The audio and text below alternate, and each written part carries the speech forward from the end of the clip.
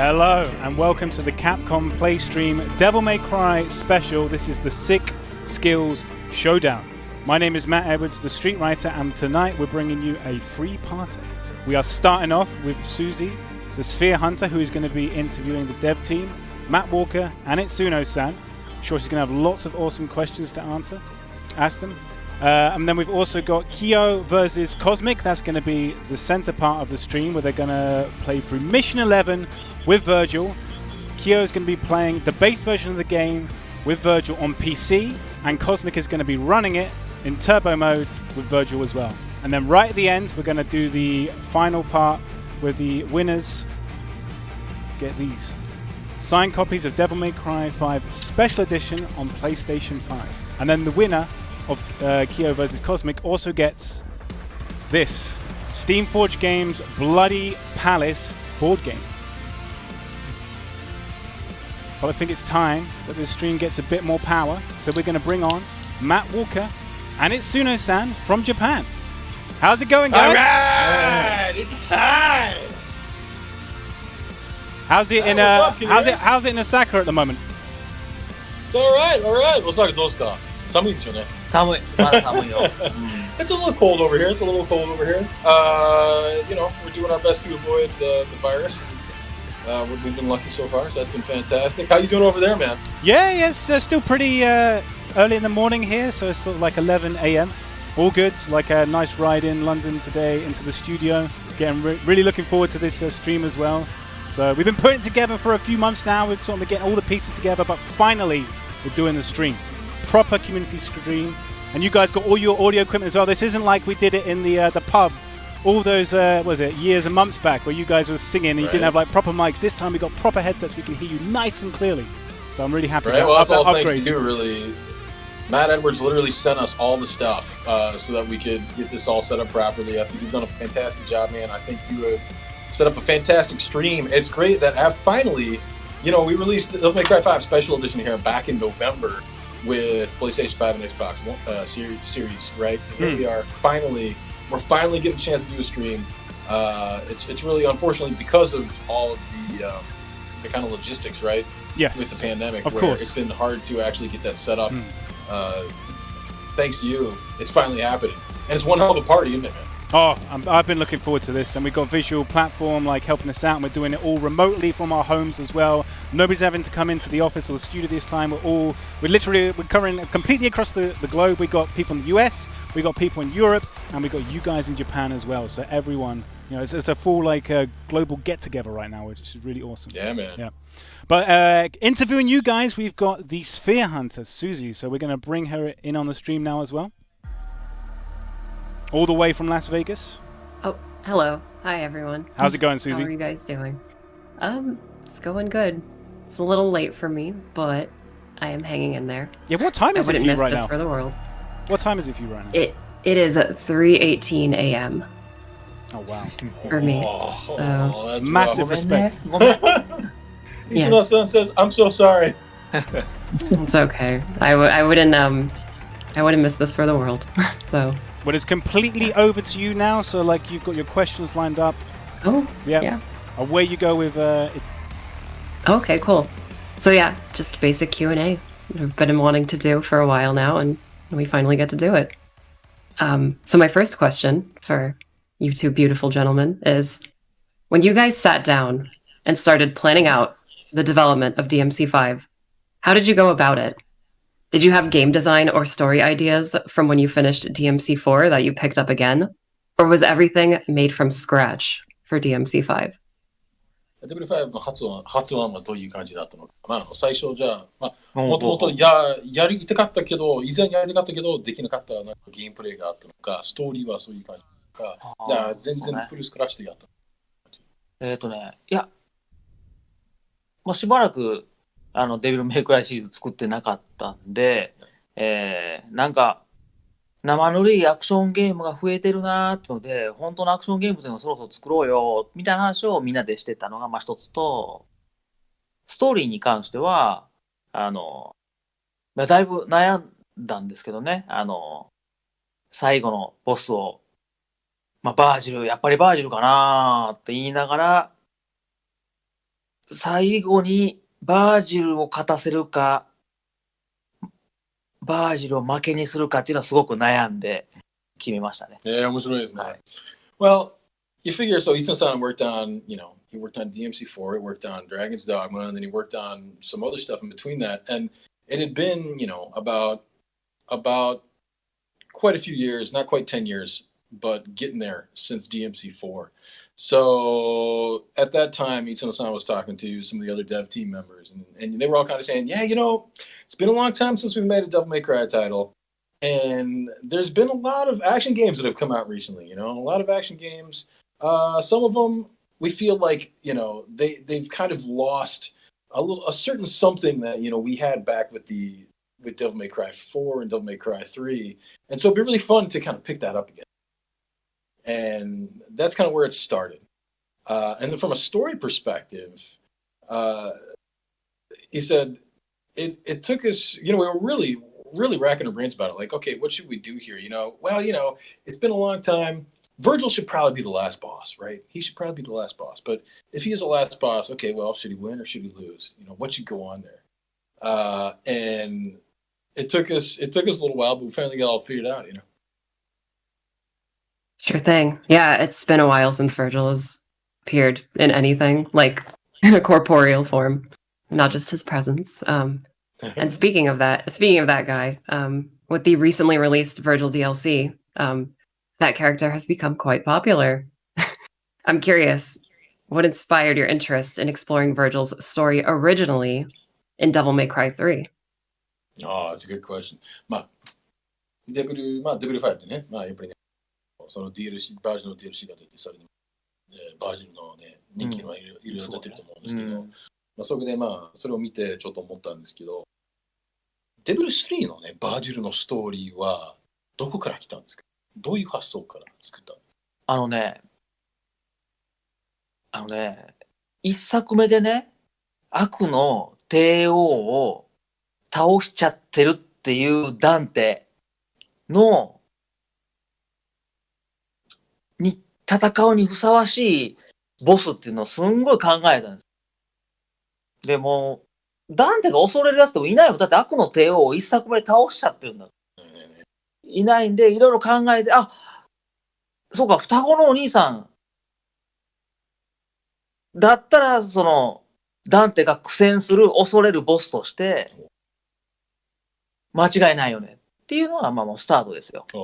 で、本当にそれをやりたかったっていうのと、あとね、最後二人すれ違ってズバーって切るでしょ？はい。あのシーンを作りたかったんですよ。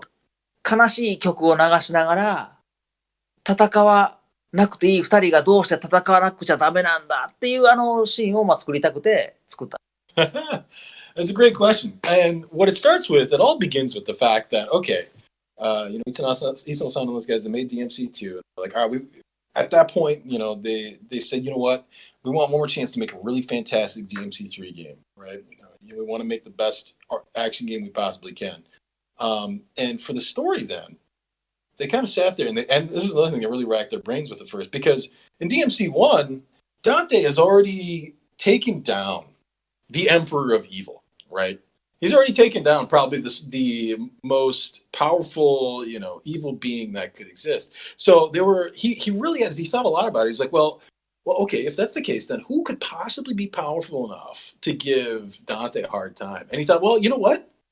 Well, he's got a twin brother. He's got a twin brother. So it would make a lot of sense then that the twin brother could be somebody that could rival his power. So it started with that. And then the other thing was he had this vision of the two brothers, fighting together. And, in the opening, they have this big fight, right? They have this big fight at the opening of DMC3. And they do that kind of classic Japanese anime thing where they both kind of slash each other as they dart past each other. And he's like, he had that image in his mind. He's like, we have to have this. There's got to be a cutscene. So it kind of started from those two aspects. Gotcha. Yeah. And I mean, after defeating like the King of Hell, like who do you go to? Oh, a more focused version of Dante. Like, right. Exactly. いや、そうですよね。確かにね。やっぱりそうやって悪の手を倒したら、うん、確かにね、やっぱりもういないでしょ。いや、いないですよね。だからそうです。じゃあ、断定に指摘するのは、まさにじゃあ、そういうもっとさらに集中できるようなね、さらにね、真髄のあるね、断定しかいないよなと。確かにね。Cool. When designing Devil May Cry games for their combat, do you make the characters first or the enemies? Depending on the game, certain enemies have to cater to 3 different character movesets. デビル・メイクライのゲームを作るときにアクションはどうやって作るかって、要はキャラクターのアクションから始めるのか、敵のね、アクションから始める。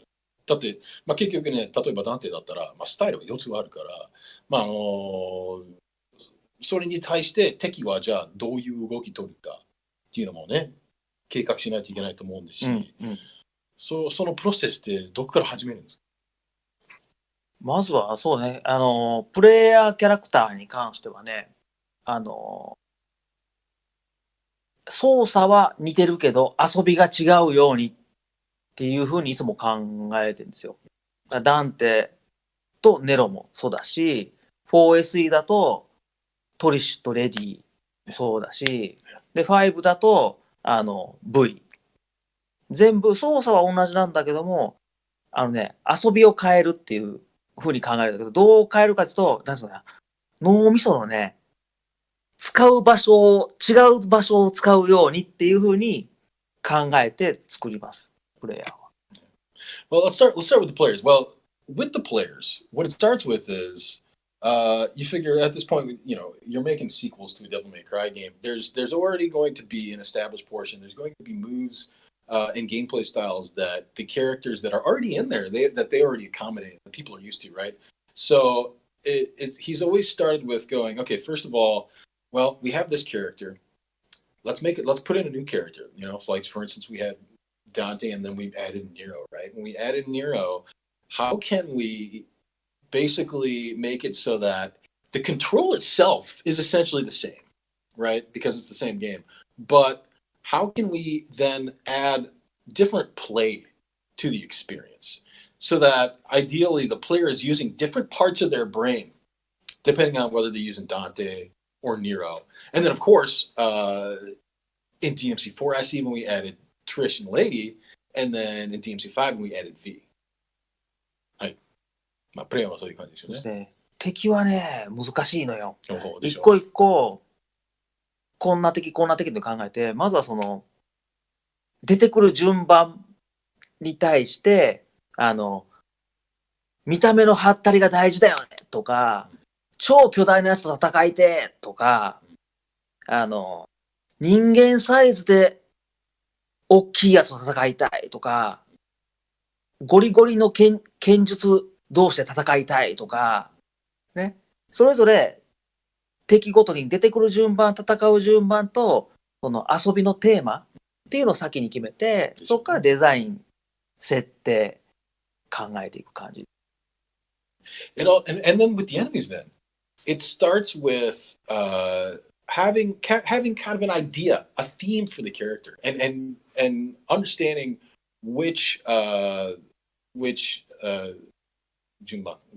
order they're going to come out in. Okay, and the theme can be something like, well, I want the character to fight against an enemy that's going to be freaking huge, or I want the character to fight against an enemy that's going to be huge, but just as a humanoid, or depending on like what kind of gameplay you want that enemy to have, and then starting with that theme, then he starts to kind of consider, okay, well, what kind of actions should that enemy actually use then in the gameplay?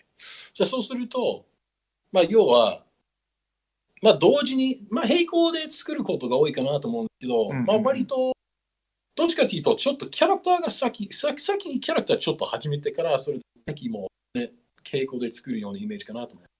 そうだ、基本的にはだから遊びの種類を揃えて、で、見た目のインパクトを揃えて、で、5だと、リバイバルキャラっていうのも出そうって決めてたんで、それもバランスよく入れて、順番考えてっていうのは結構ね、同時に考えることが多いですよ。そうですよね。同時じゃないとね、でしょうね。作ってダメだったっていうわけにいかないんで。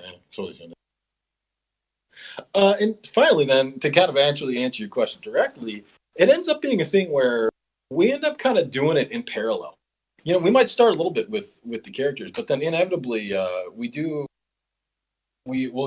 figure out, okay, what's the theme going to be for these enemies? You know, okay, what's their kind of what are they going to look like? You know, what kind of impact, what kind of visual impact are they going to portray?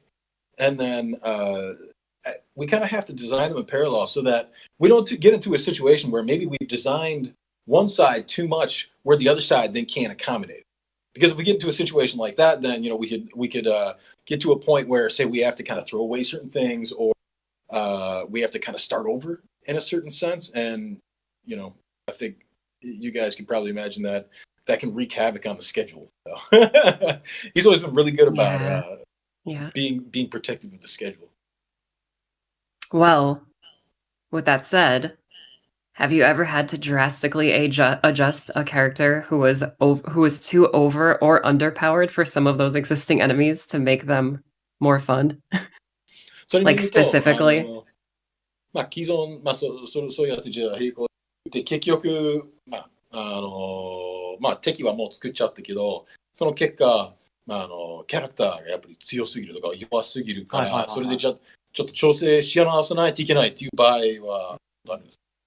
最後までだし、ですよね。今回だとバージルと今までバージルじゃない敵が戦ってたやつとかは、最後まで結構調整しましたよね。強さの調整と。It's a fantastic question, and yeah, I mean, frankly, it's a constant balance. Something that's constantly happening as we're developing the games, and of course, you know, we certainly had that with Special Edition here, where you know we designed the whole game without Virgil in, including all of the enemies, and so then having to go back and add Virgil and make sure that, you know, he played to an extent, you know, the way that people know him, you know, DMC3 and DMC4, but also adding him in a way that he's going to be fun, but yeah, not be too overpowered or too underpowered. It was a constant struggle. I can imagine that could be quite like difficult to accomplish because he is like this like big boss character, and it's like if you want to play as that character, it's going to be like he should feel super powerful, but finding that balance is like super important at the same time. Oh yeah, まあそうバージルこそはね、本当はね、強いはずですし、そうだね。いや強いはずなのにね、なんかもう逆にあまりね、まあちょっと弱く感じるでしょうし、ただまあバージルはだいぶ強くしてるから、まあみんなちょっと簡単すぎたかも今回ね。今回ね。4SE もそう。4SE も強くしたのよ。新キャラはね、強くしないとね。新キャラはね、やっぱ強くするんですよ。これはね、磯野の知恵ですよ。新キャラは強くします。You know, yeah, and Virgil, Issa-san was just saying, and frankly, you know, Virgil's pretty strong, and we made him pretty strong this time. You guys probably might even that to an extent. And I said, yeah, you know, that was the case with 4SE too. He says, yeah, you know, he says, I got a secret for you. When you make a new character, you want them to be strong, and you want them to be strong so that people will enjoy playing it. Makes sense, yeah. I mean, if you want people to focus on like the new character, it's like gotta hook them right away. Moving on to some of the more personal elements of character design. What's the process? What's the process for designing Dante's weapons like? How do you go from a longsword to a guitar to a motorcycle? It's got to be really difficult coming up with movesets for totally unconventional weapons. まあじゃあ、ダンテの武器に、じゃあどうやってデザインするか知りたい。まあ結局体験もね、リベリーもってて、結局次はぶっ飛んだ考えでギターで攻撃する。でキャブリエールみたいなね、モーターサイクルで攻撃する。そうやってなんかぶっ飛んだ発想でデザインしながら、ちゃんと楽しい遊びを作る。大変そうです。めちゃくちゃ大変。毎回すんげえ大変。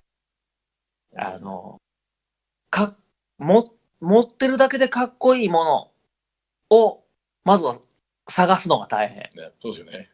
で、世界中の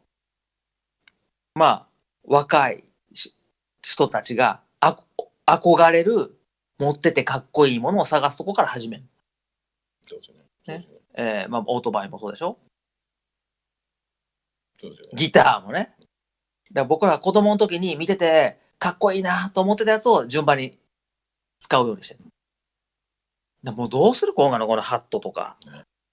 まずそれを、で、しかもそれを使って、ちゃんと面白くなるように考えるのがすんげえ大変。毎回大変。でしょうね。次のこと考えるのも嫌だっていうぐらい。でしょうね。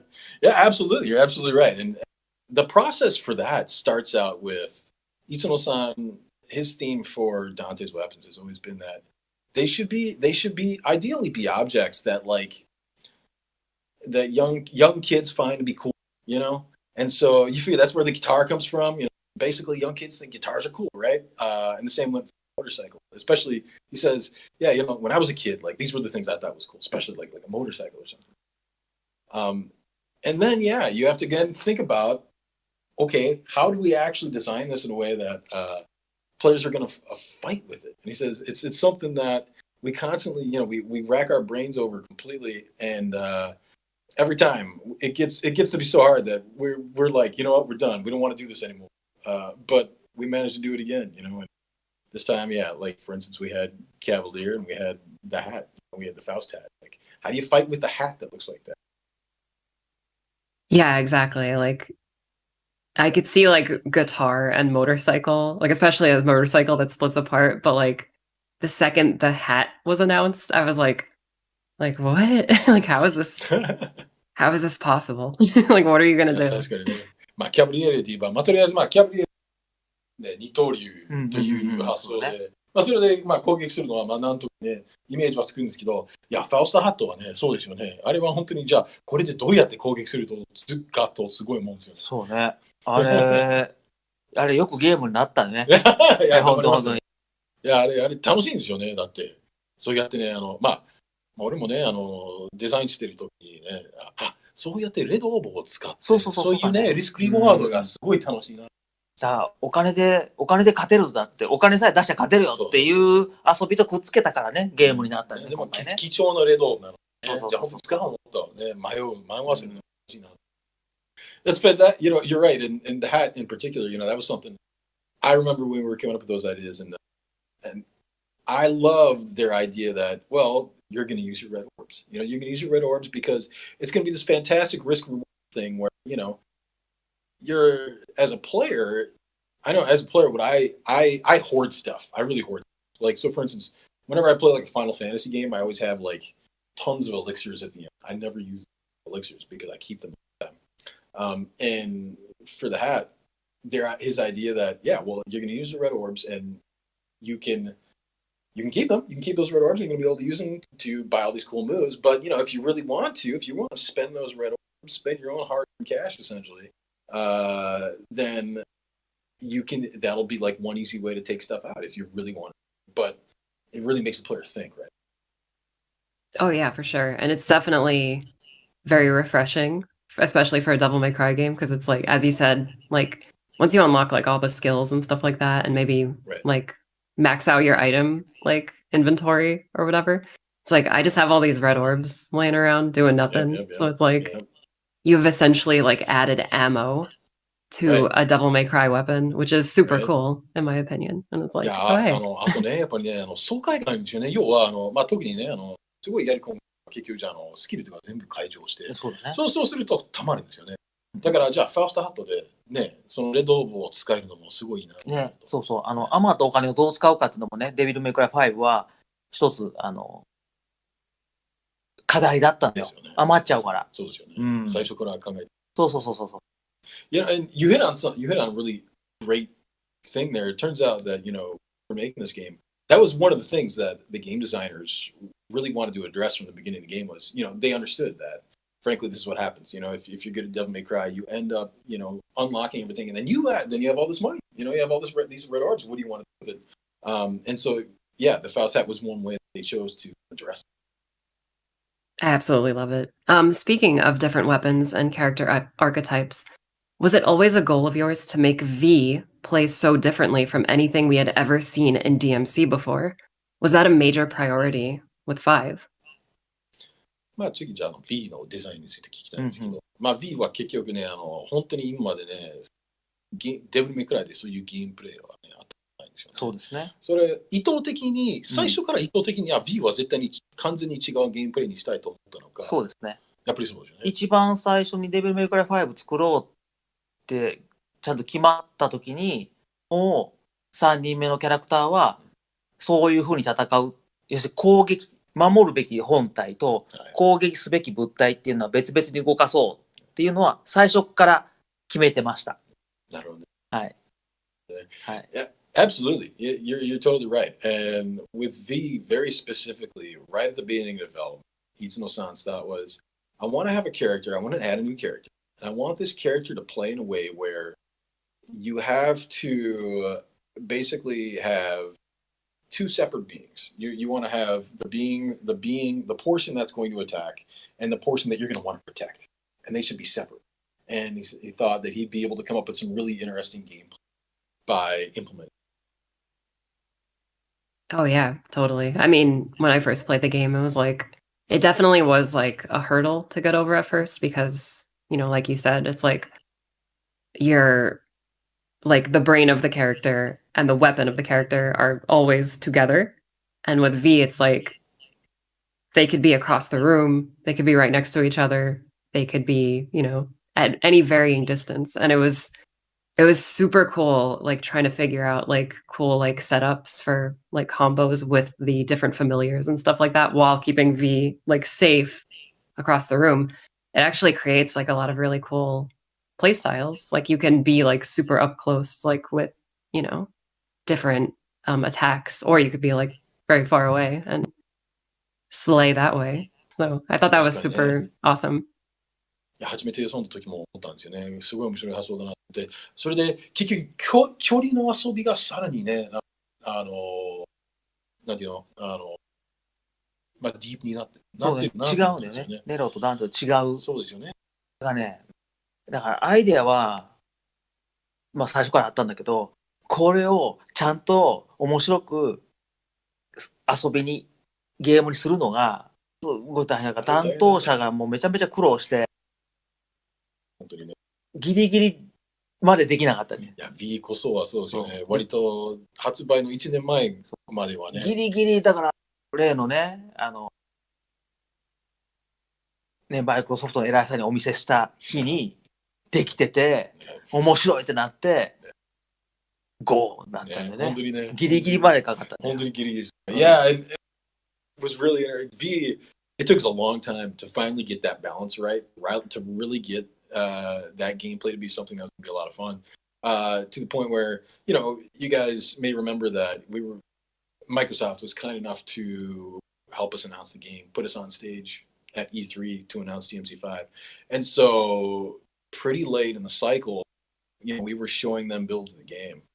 And for a while, internally, we had people like, look, V, I don't know about V, but one of the last times before we sealed the deal, where we decided we were going to announce at E3, we brought a build to Microsoft, and we could see it right there and then that okay, this worked. V's gameplay is a lot of fun. Everybody's having a lot.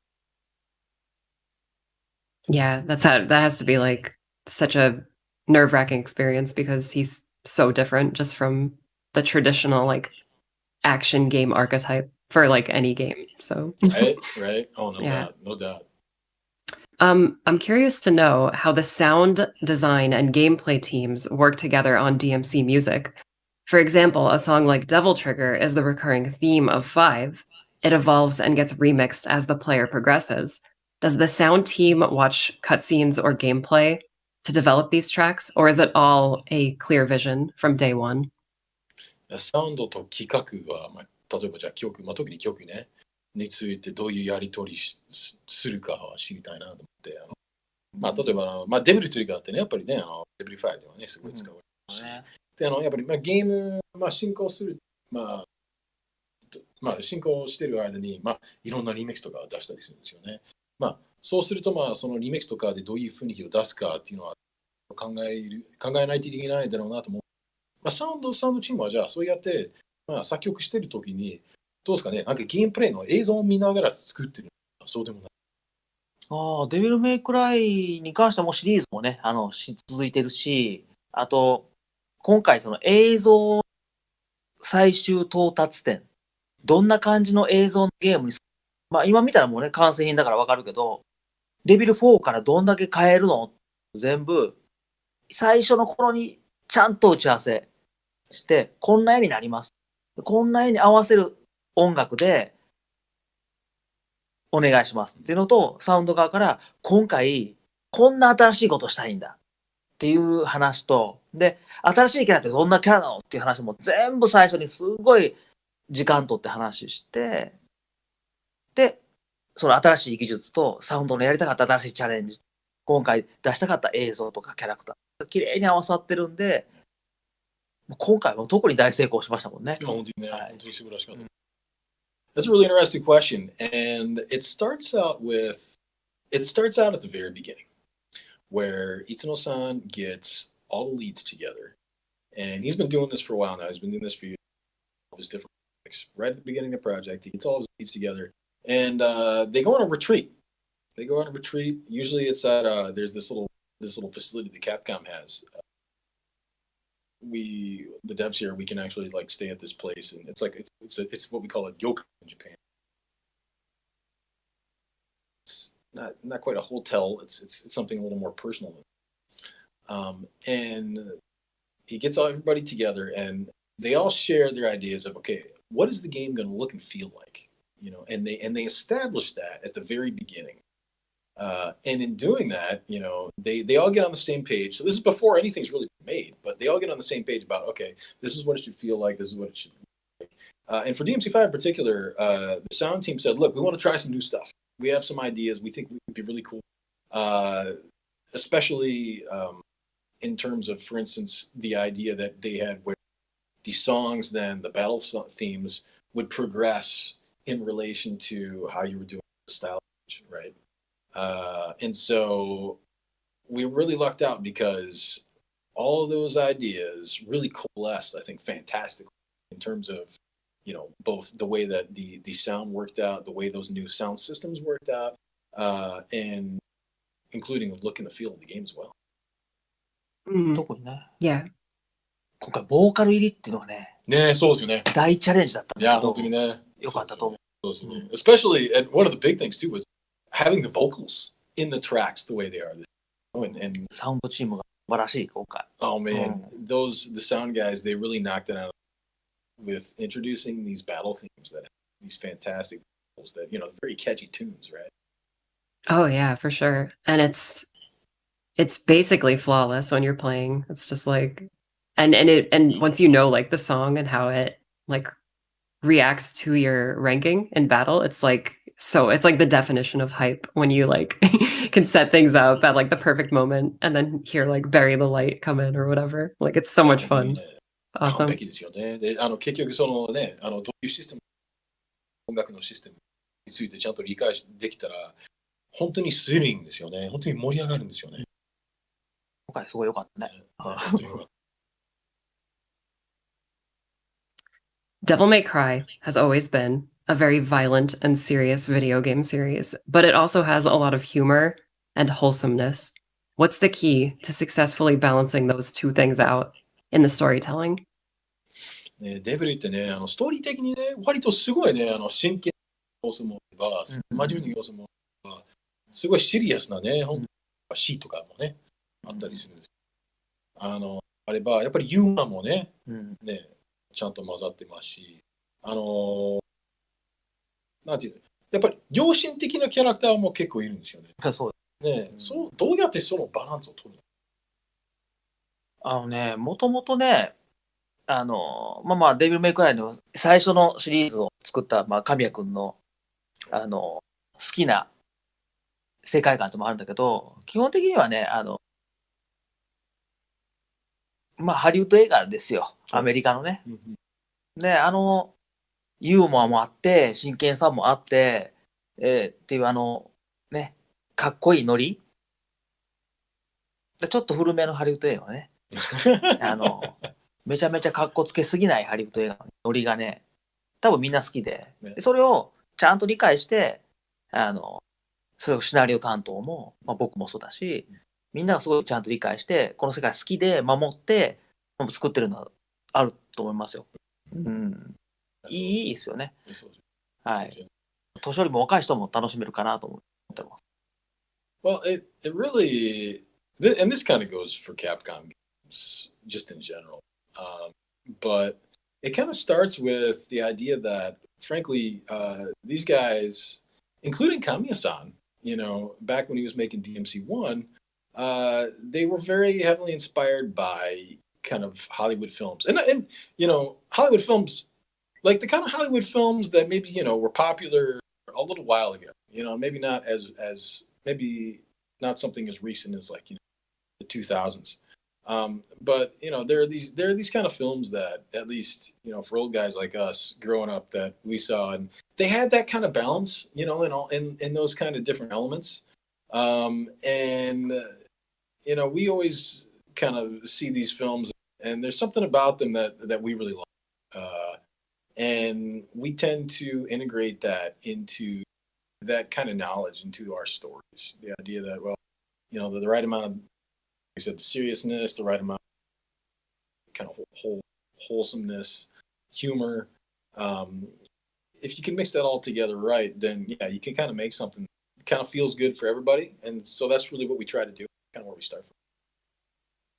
That's a good way to describe it, I think. It's just like Devil May Cry games are like feel-good games because it's like when they get heavy, they get really heavy and you like really feel for it, like the characters and stuff like that and like the situations they're in. But like when it becomes like fun, it's like the most fun you're ever gonna have, So 確かに気持ちいいんですよね。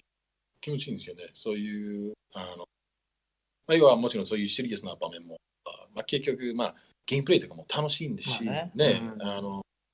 ょっと落ち込んでも、それでまたね、楽しめるんですよ。Sorry to interrupt you. Oh, no problem. To get into that more, to dive a little bit deeper into the story, what made you guys want to focus on the theme of legacy for DMC5's story? Every main character has baggage from their past, more specifically parental baggage. Dante and Virgil with Sparta, Nero with Virgil, Nico with Agnes, Lady with Arkham, and even Trish with Mundus. デブル5で割とね、ストーリー的にレガシーが重要かなと思うんですよね。特に両親に対してね、ダンテ、バージルはスパーダ、ネロはバージルで、トリシティはね、ムンデスに対してもね、そうね、関係があってね、問題解決してるかなと思う。そのテーマにどうやって至ったんですか？デビルメイクライはね、1も2も3も全部そうなんだけど、これどっかのインタビューでも言ってるんだけど、共通したテーマはもう愛なのよ。はい。愛なんですね。それはいろんな愛があるんだけど、親子、もと兄弟もそうだし、ね、当然一緒にいるパートナーに対しての愛もそうだし、ね、先輩とかね、お兄さんとかもいろんな愛、今回もあらゆるもんを全部入れ込んじゃえっていう、だって自分自身に対してのね、憎しみと愛情あったでしょ？ V とかね。そうですね。だから、これはね、もう、毎回そうです。愛おしい気持ちっていうのを大切に、いつもストーリーを作っています。はい。Well, that really comes from, Isano-san was saying this is something we've talked about, but the kind of theme that Isano-san has always kind of included throughout the series has been love. And that can be love too. He says this is kind of embarrassing, but that could be love for parents, obviously, like you're talking about. Be love for your brother, in the case of can it be love for yourself? And Isano-san brings up like V, for instance, right? V's got this internal conflict, right, where it's very much he loves himself, he misses himself to a certain extent, he kind of loves himself to a certain extent, right? But yeah, it all kind of goes back to the idea that ultimately the underlying theme should be love throughout the whole series. Yeah, that makes perfect sense. I never really thought of it like that. It was always just sort of like, I always thought of it as like legacy, like everyone's trying to live up to their what came before them. But I think love is like definitely a prevalent like theme throughout the entire series, and like just trying to like hold on to whoever you have left, you know. And I guess that does make a lot of sense when you think about Nero and like DMC5, for instance, like towards the end of the game. It's just That's a like good point. it's just like this like adopted like punk kid who's never had a family, and he's just like he's gonna fight tooth and nail to keep it, you know. That's a really great connection there. いや、確かにね、もともとは、見たら、割とレガシーが一番重要なのかなと思ったんですけど、おっしゃったら確かにね、じゃあレガシーじゃなくて愛かと。で、特に、じゃあ、最後、W5 の最後にね、要は、ネロが、やっぱり愛情で、要は、ダンテとバージルを失いたくないんですよね。もうね。もう大事な人を失いたくないんですよ。ね。そうそう。Yeah, that's cool. That's a really great connection. He was going.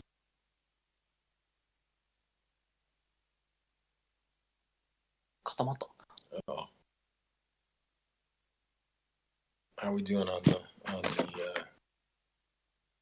stream here?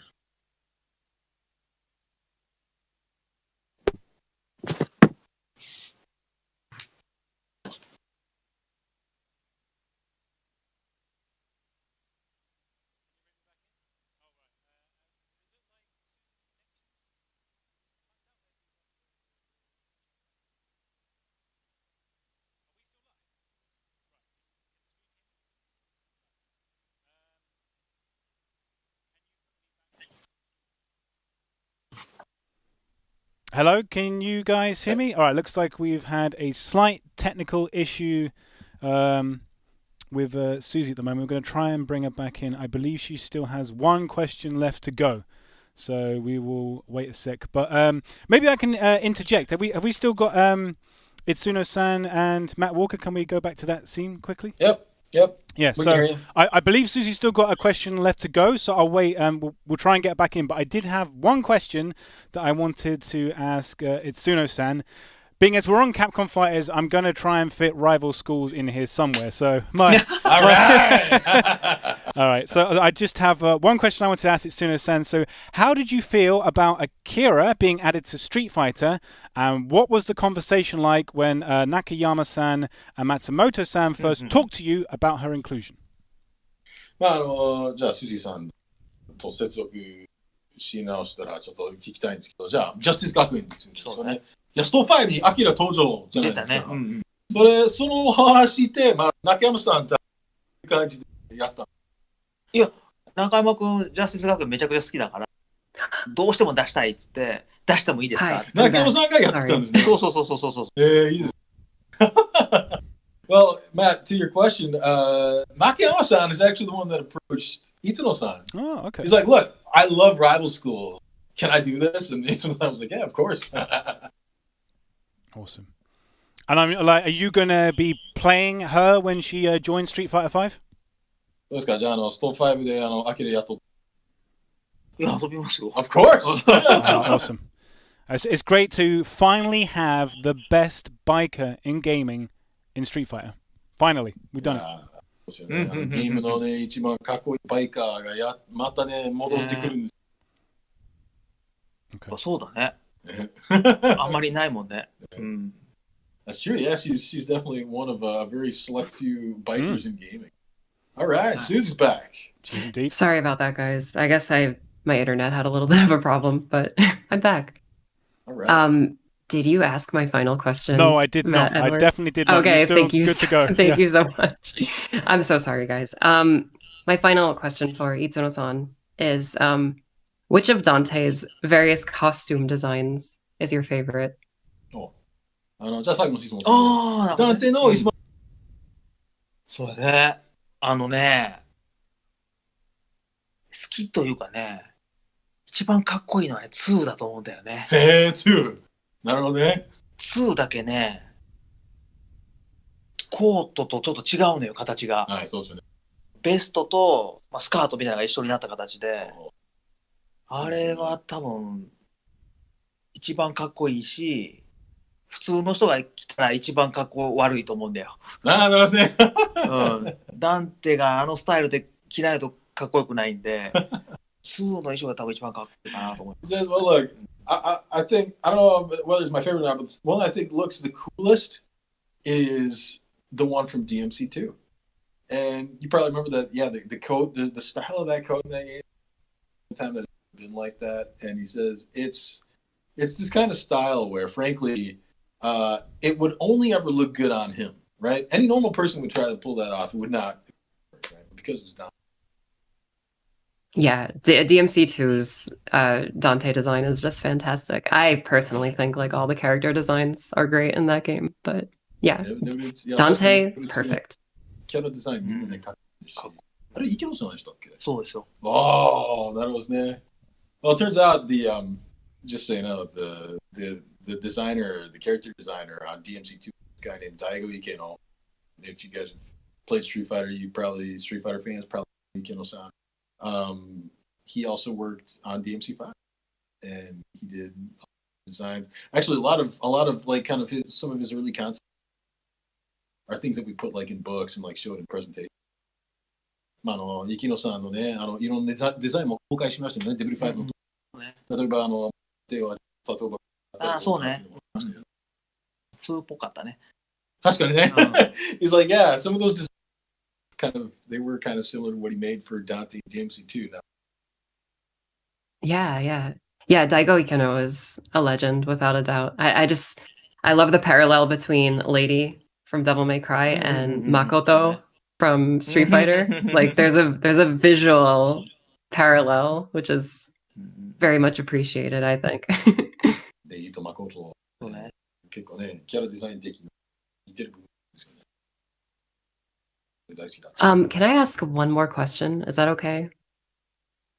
Edwards? Let's do it, yeah. Okay, for Itsuro-san, 一番好きなバイオは何ですか？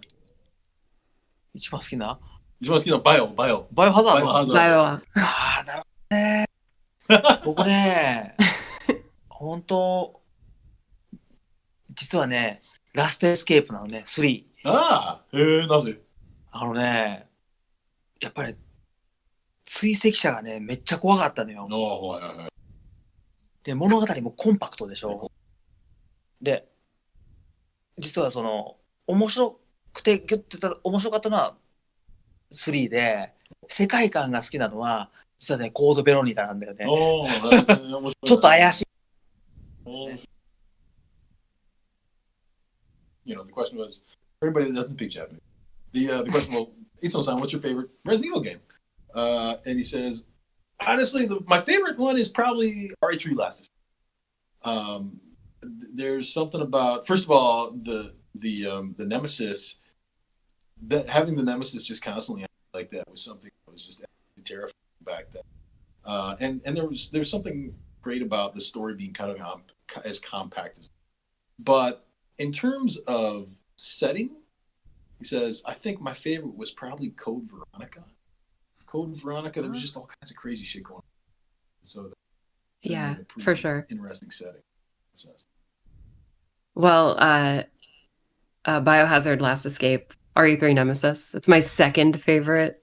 So which one's your favorite then? The Resident Evil 1 remake on GameCube. Cool. That one's my favorite. なるほどね。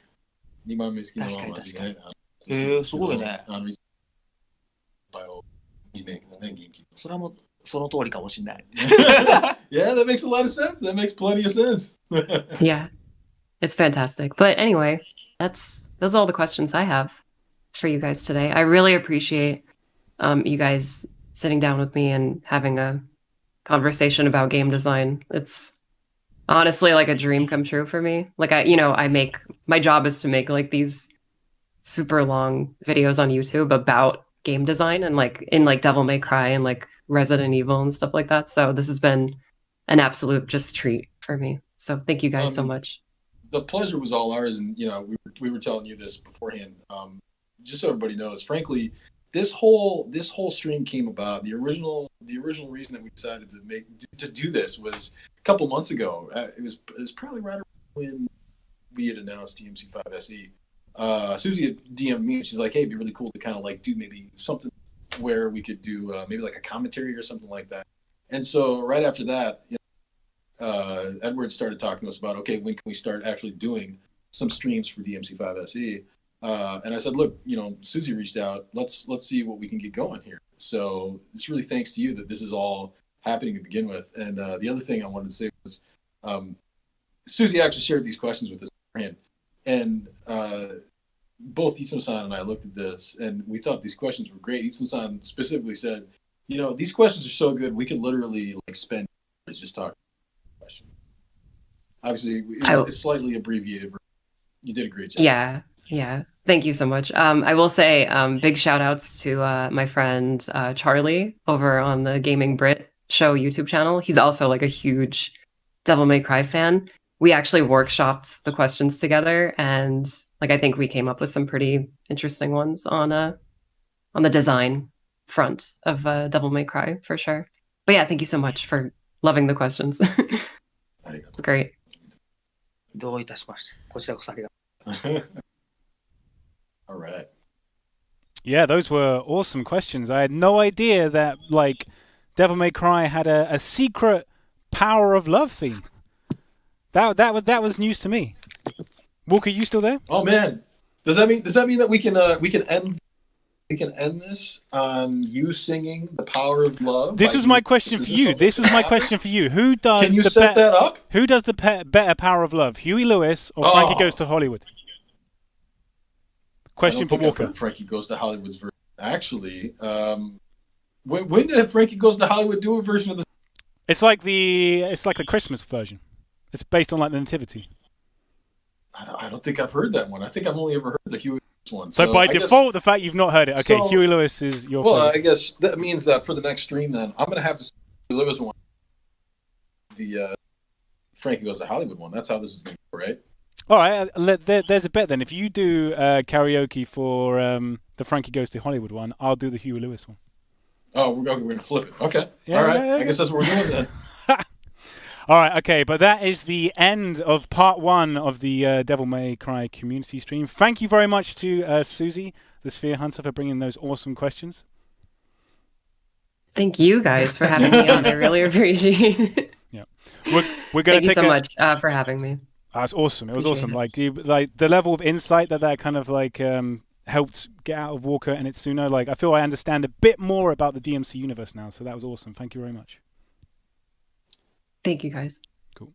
We're going to take a 5-minute break now, and then we'll be back with Kyo versus Cosmic for the SSkills Showdown. So we'll be back in 5 minutes.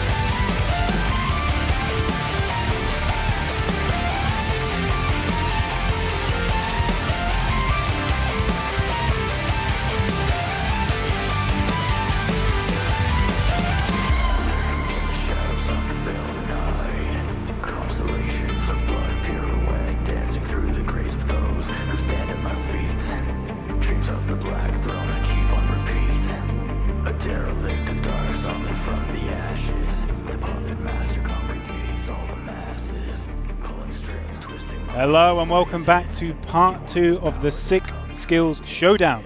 We just had Susie the Sphere Hunter asking some awesome questions to Tsuno-san and Matt Walker, but now it's time for Kyo versus Cosmic. So let's bring those guys in. Kyo versus Cosmic. So Kyo based in France and Cosmic is based in Delaware in the US. And they're going to be facing off in Devil May Cry 5. Kyo's going to be playing the base version of the game with Virgil, and Cosmic is going to be playing Devil May Cry 5 Special Edition in turbo mode, and they're both going to be doing Mission 11. But yeah, introducing Kyo and Cosmic. How's it going, guys?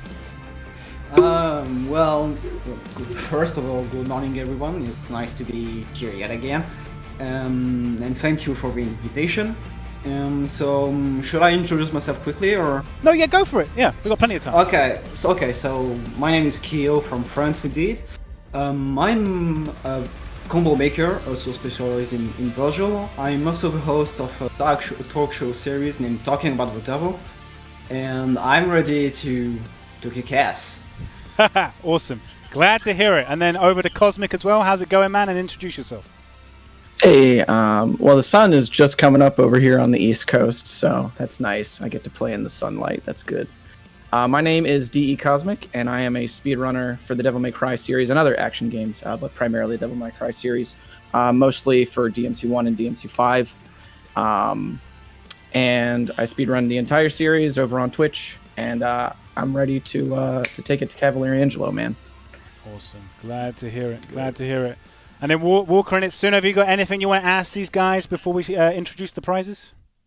All right, man. I'm just looking forward to this, and we have both versions of Virgil gameplay here presented, with both the PC TMC5 with the Virgil DLC. Yep. And then DMC5 SE on PS5, playing as Virgil in Turbo, no less. Yeah. Man, Cosmic, what made you decide to play in Turbo? Would it be too cliche of me to say it's faster? You're right. It is faster. It is faster. So was it because you wanted to be efficient at the time, or are you a masochist, or are you just used to the speed of turbo mode at this point? At this point, since I've been playing DMC5 SE since launch, all of my muscle memory is on turbo mode, so I just decided to go with where the muscle memory was at, rather than just try and relearn for like a slower pace. Even though at a slower pace at the normal vanilla speed, I can just take my time a little bit more easy, maybe see attacks a little bit telegraphed a little bit easier. Right. But I'm impressed you managed to get hold of a PlayStation 5 as well. They're in short supply at the moment. I think that's the real miracle, is that I was able to snipe one of those right at launch, and then they were like, "Yeah, this is gonna arrive right on launch day," and I was like, "Oh, okay, nice. Sure, excellent." Yeah, I got one on launch for obviously Devil May Cry 5 Special Edition and Demon's Souls, so I've been rinsing both those on my PS5. But we have prizes, so whoever wins this gets the Devil May Cry The Bloody Palace board game. So this is by Steamforged Games, really popular, man. We did a Kickstarter for this, and did really well. And then you also get all the extra stuff as well. So we have the Walking Arsenal expansion. That's got Cavalier Angelo, a lady in it. And then we also have Devil Trigger expansion. So that has got Nightmare, Devil Trigger Trish, Sin Devil Trigger Dante, and Devil Trigger Nero. So you can see all the cool figures at the back there. So each one of these expansions comes with a different set of figures. Nice. Cavalier Angelo, which we'll be seeing shortly, hopefully finished off quite quickly. And the final one we've got is the Alpha and the Omega expansion. So this is Urizen and Virgil. So if one of you wins that and you happen to be into painting miniatures, then this would be a cool one to put together. But yeah, and I believe Matt Walker has also got some prizes as well to add to the prize pool. So what have you got, Matt? I think compared to what you brought here, it's just a bunch of tchotchkes. I mean, we're sitting here, we're jealous at all the cool stuff that you have over expansion pack stuff. But what I found in my kind of box of stuff is, first we have, this is a phone strap that was given away for people that got a chance to play the Devil May Cry Chinese mobile game. Oh, wow. Pinnacle of Combat. Great. Limited edition. We have That's right, man. And we have 5 of the Capcom Cafe trading clips. 5 different trading clips. I have no idea what's what, so I have no idea like which one would be in here. There are 10 in all. There's that. Have a V replica ring. Oh wow. And I think I have to check. This might actually be a prototype, so somebody might be getting a prototype ring. We'll see. The prototype makes it rarer. That's even better. Exactly. I might be in big trouble for doing that, but yeah. And then we have a copy of, this is Japanese, but a copy of Visions of V Volume 3 manga here. And then finally, my favorite, a set of the Capcom Cafe Devil May Cry air fresheners. Dante, Nero, and V, all to either hang up, say, you know, in your car or in your bed. Did you have to like smell test them to get them through licensing? Because I know you have to do licensing stuff as well. Which is the best one? あれ、監修しましたっけ？この匂い。しましたっけ？ Yeah, we did actually. We honestly did. We honestly did. And yeah, we tried to be specific about. これあれか。香水と同じやつ。Well, it turns out these were made from the colognes. Oh wow! We had colognes that we made at the Capcom Cafe that were actually a huge hit, and a lot of people want to get their hands on them, but to export. So these are actually one way to smell the. Even if you can't get your hands on the cologne, and yeah, Dante or Itsumo-san was very specific about bringing the cologne to different people in the team and saying, okay, what do you think? Does this smell like that? What should this smell like?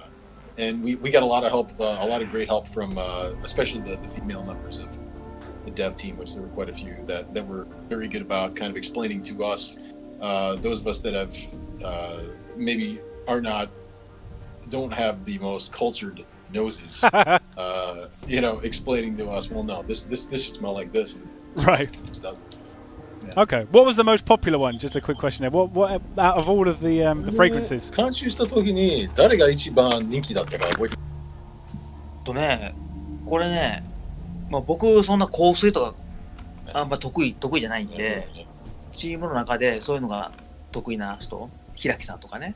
あ、平木さんもね。平木さん好きだからそういうの買ったりとか、あとね、チームのね、女の子たちが好きなネロってこんな匂いするんだよとか、バージってこんな匂いがしたらかっこいいのにっていうやつを監修してるんで、それは自信作、すごくいい感じ。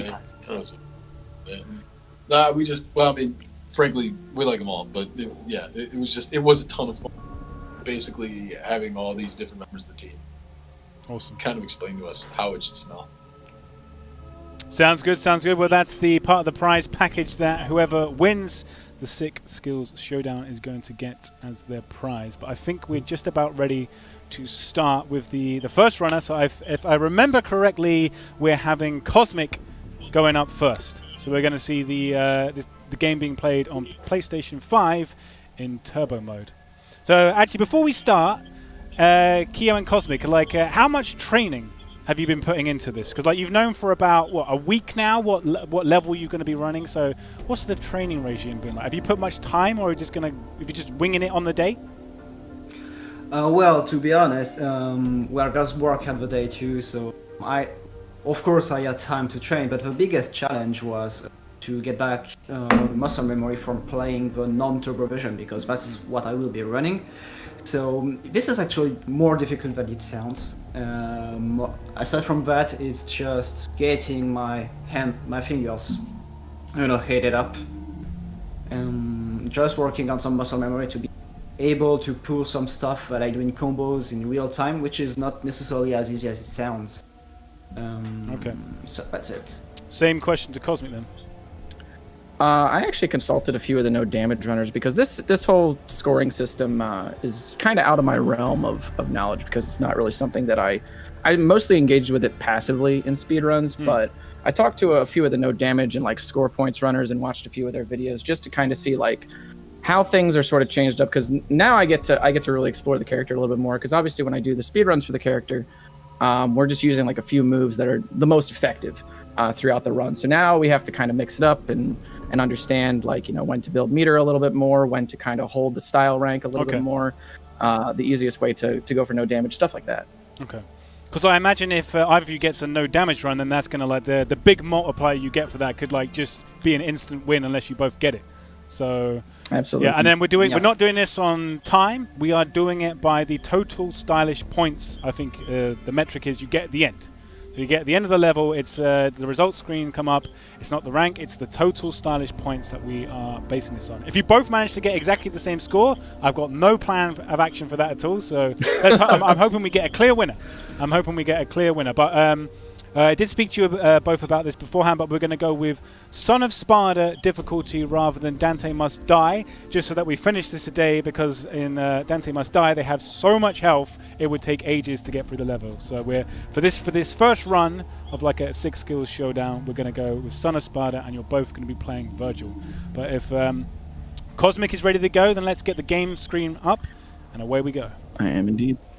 Great. All right. Good luck, Cosmic. Yes. Thank you, Kyo. All right, here we go. All right. See how he does. なるほど。多分時間かかるから。 Right. 3をさね。 Running at the start. Hasn't gone for the full health either. Very confident. I like it. Oh, he's speed running it. Literally, yeah. He's already thinking no damage, so why do I need health for? Interesting. So yeah, Cosmic's biggest trait is the way he's able to optimize his run. So optimizing stuff is like part of being a speedrunner, and an efficient speedrunner at that, and Cosmic is very good at this. So this is what the challenge will be. So this is going to be his ability to not to get hit. So this is more an all or nothing way of doing this challenge. Do you reckon he's just going to, rather than trying to like do the best way to get the star meter quickly, do you think he'll just go for tactics that means he won't get hit? More likely, I mean, he won't take risks. Like, of course, he knows how to get style fast, and Yes. and Mirage Edge, sorry, like habits die hard. But Mirage Edge is an effective weapon with ulti, so you can get easy style punch with that. Wow, that was max triple S pretty quickly there. Look at that. Yeah, and he made the right choice using Judgment Cut and on Fury, because Fury is pretty much the demon that would negate your no damage run. Okay. Fury ね、そうやってね。 Is this using a camera trick there, looking at the wall or something? Or? なんだっけ。今ジャッジメントカット。はいはい。あれを使ったのはやっぱり。 Is he going to go for the optional Yeah, encounters? そうそうそう。フューリーはね、そうね。攻撃されるとこまで。ね Ooh, quick. Kill just with the fantastic analysis here, man. Oh yeah. Yeah, you're welcome. I'm trying. Well, we Ooh, could first just see hit. that. Okay. Okay, I've got a chance then. But yeah, this strategy was also not to get maybe trolled a bit. Oh, 2 hit then. Not to get trolled by stuff like chaos type enemies. You can just go- Antenna can be a bit troll on the counters too. All right, nice moves, nice moves. If I was doing this, my entire strategy would be judgment cut spam in the air and just hope I don't get hit. That'd be it. Yeah, I remind. Oh, okay. I've got a question just in case. What happens if Cosmic dies before the end of a mission? Then he's automatically disqualified. This is Son of Sparda. Nobody's allowed to die. Oh yeah, great. That's great. That's effective. nice, yeah. That's very effective. うん。 Which one's that? Is that the Proto Angelo? I forget its name. Yeah, Protangelo is the Nello type one. Yes. Like with a ton of health. Oh yeah, it's pretty tanky, Ooh, but okay. probably not as behemoth. Okay, yeah. Yep. おなるほど。すごい。 He hasn't got time to lose. Okay, so nobody's can be a bit tricky, no pun intended. So it's all about try to get in the air, because the ground is how you will get hit most likely. Is there like a leaderboard anywhere that has like a world record with like the highest score on this mission? I mean, it's more about don't know. speedrunning, isn't it? So I guess I don't know if anyone's like set something like that up to like see what's the most amount of points they can get in a level like this. It probably doesn't exist. I was just wondering. I think Cosmic Hordes will record on some DMC5 runs. So yeah, this is definitely playing a part. Okay, so it's already on Cavalier, so let's see what his strategy め is. ちゃめちゃ早いわ。 Oh, we're into the boss fight now. Alright, let's see. And just to get everyone on one, we're not going to show the score at the end so that we can save yeah. it for reveal at the same time. So as soon as we see that bullet effect, we're going to come back to the player cams and you won't see the gameplay. Okay. So we can have it as a surprise and reveal it at the same time. Okay, so he's definitely given up on the no damage and he's playing more roughly. And he knows most of the parry timings. So He's yeah, putting he on a knows good how show. to get stuff done. Yeah, absolutely. There's one move that's also effective, but he's not just. Ooh, Oh, okay. we'll see about this. We get to see all three of the devil trigger moves. Yeah. That's nice. Yeah, well, because Myroja's one Deep Stinger is having a lot of moves. It's also efficient to get stipends more easily. It gets more stipend, I believe, than Hell on Earth or Judgment Count End. Okay. So Itsuno and Walker, well, what are your impressions so far in this gameplay? あ、そうなの。 Man, this is amazing. どうですかね、なんか開発のと基本的に早くね、いやいや、ミッション重視をクリアすることあります。ないよ。びっくりだわ。しかもこれあれさ、ほぼスパーだな。 Yeah. We're just sitting here amazed, beat this, in development if you haven't beat the stage this quick. It's like, of course not, Oh, it slowed it down. It's insane. Oh, It's yeah. with Son of Sparta, no less. Chasing tactic, huh? Uh-oh. There we go. Alright, and we're switching back to the players Congrats, now. Cosmic. Switching back, nice. All right. Okay, so we are not going to. We're saving the score to show it at the end once we've seen everyone's run. But we're going to bring Cosmic back in now.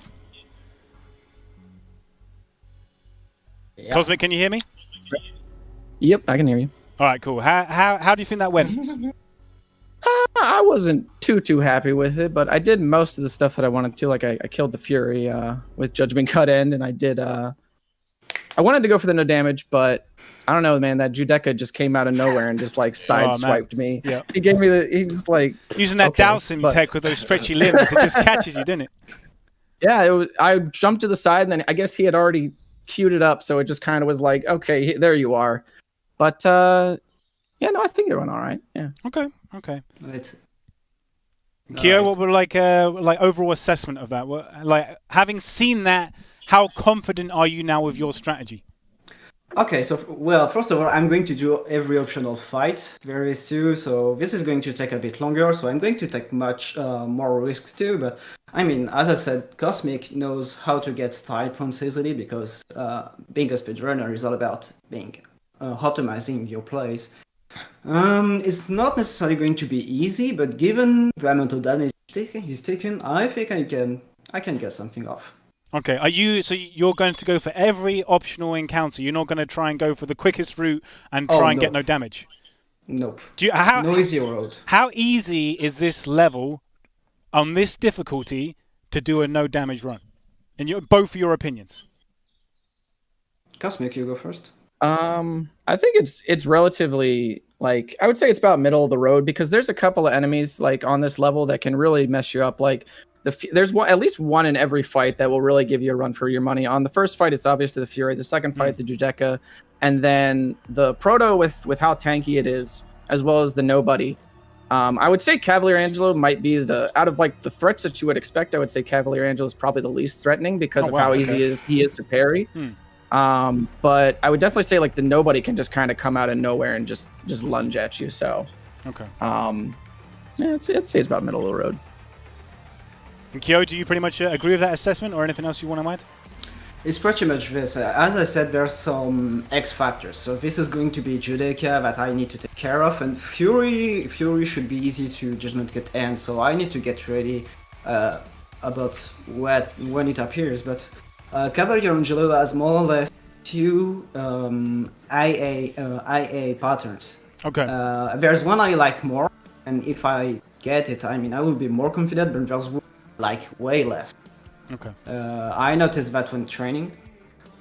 But other than that, well, yeah, I do agree. Cool. And then a question for Itsuno-san and Walker. Any advice you'd give these guys? Like I give Kyo right now before he starts his run. Any advice? You designed this game. ノーダメージだったらもう絶対勝ちだもんね。ね、ノーダメージだったらね。そうそう。まあだから、まあノーダメージだったら勝ちなんだけども、まあダメージ受けたとしてもっていうところだよ。もうそれしかわかんないわ、難しすぎて。He's like, well, look, really, the best thing I can say is, I really hope he can get no damage, because then he's all set. I don't know. Okay. What do you think about his strategy of going for every encounter? Do you think that's wise?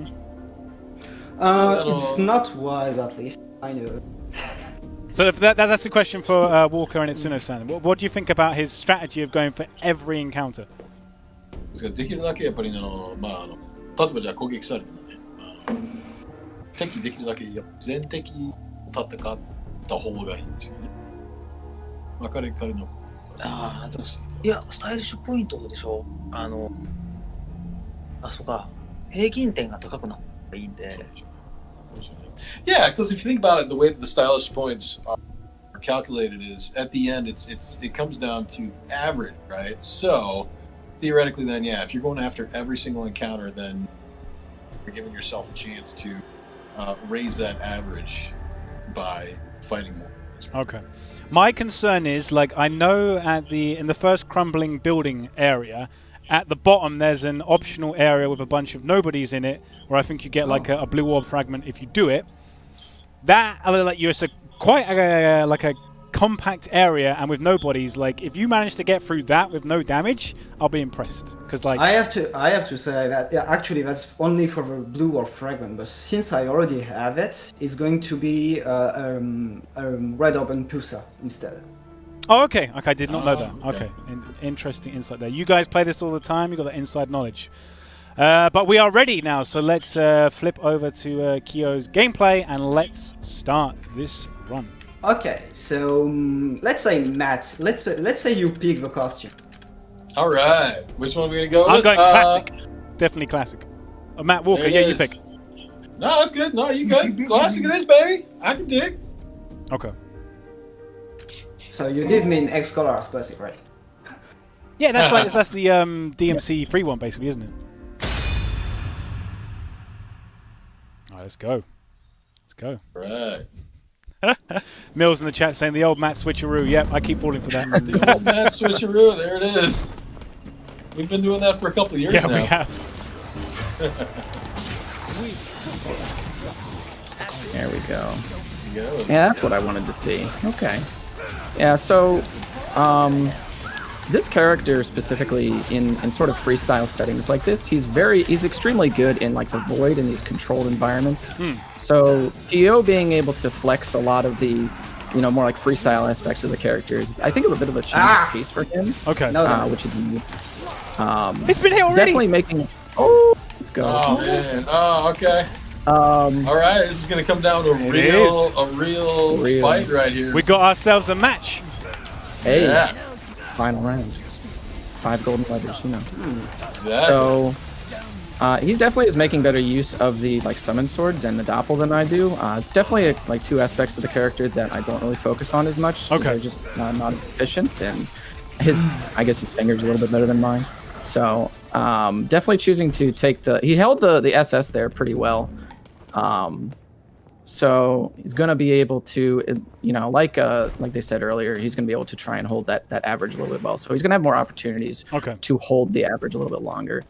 Also, fun fact, you can kill, I actually remember, you can kill that blood clot there with, it depends on how many, how high your concentration level is. Right. You can kill it with 1 judgment cut at highest level concentration. That's just, useless trivia, but yeah. That's good to know, man. Yeah, it's pretty neat. That's why I used Beowulf on it, because otherwise, at 0 concentration, you have to use 3 judgment cuts. Okay. This fight here specifically, Kyo actually has a bit of an advantage on me over here because he doesn't actually have to stagger his damage a lot. I came into this fight with basically no Devil Trigger, so I had to build it all up on the enemies there and then go for the Fury, but he didn't really have to temper anything. So he could just get a high style really quickly and then just go for it. So that cleans up a lot better there. What's the numbers going to be? Are we going to... Oh, I got a triple six over there. Very nice. You always manage that! 6, 6, 6, 1. Man, you can't even script this stuff. No, I can't. He's going to go for He is. this right here. Very nice.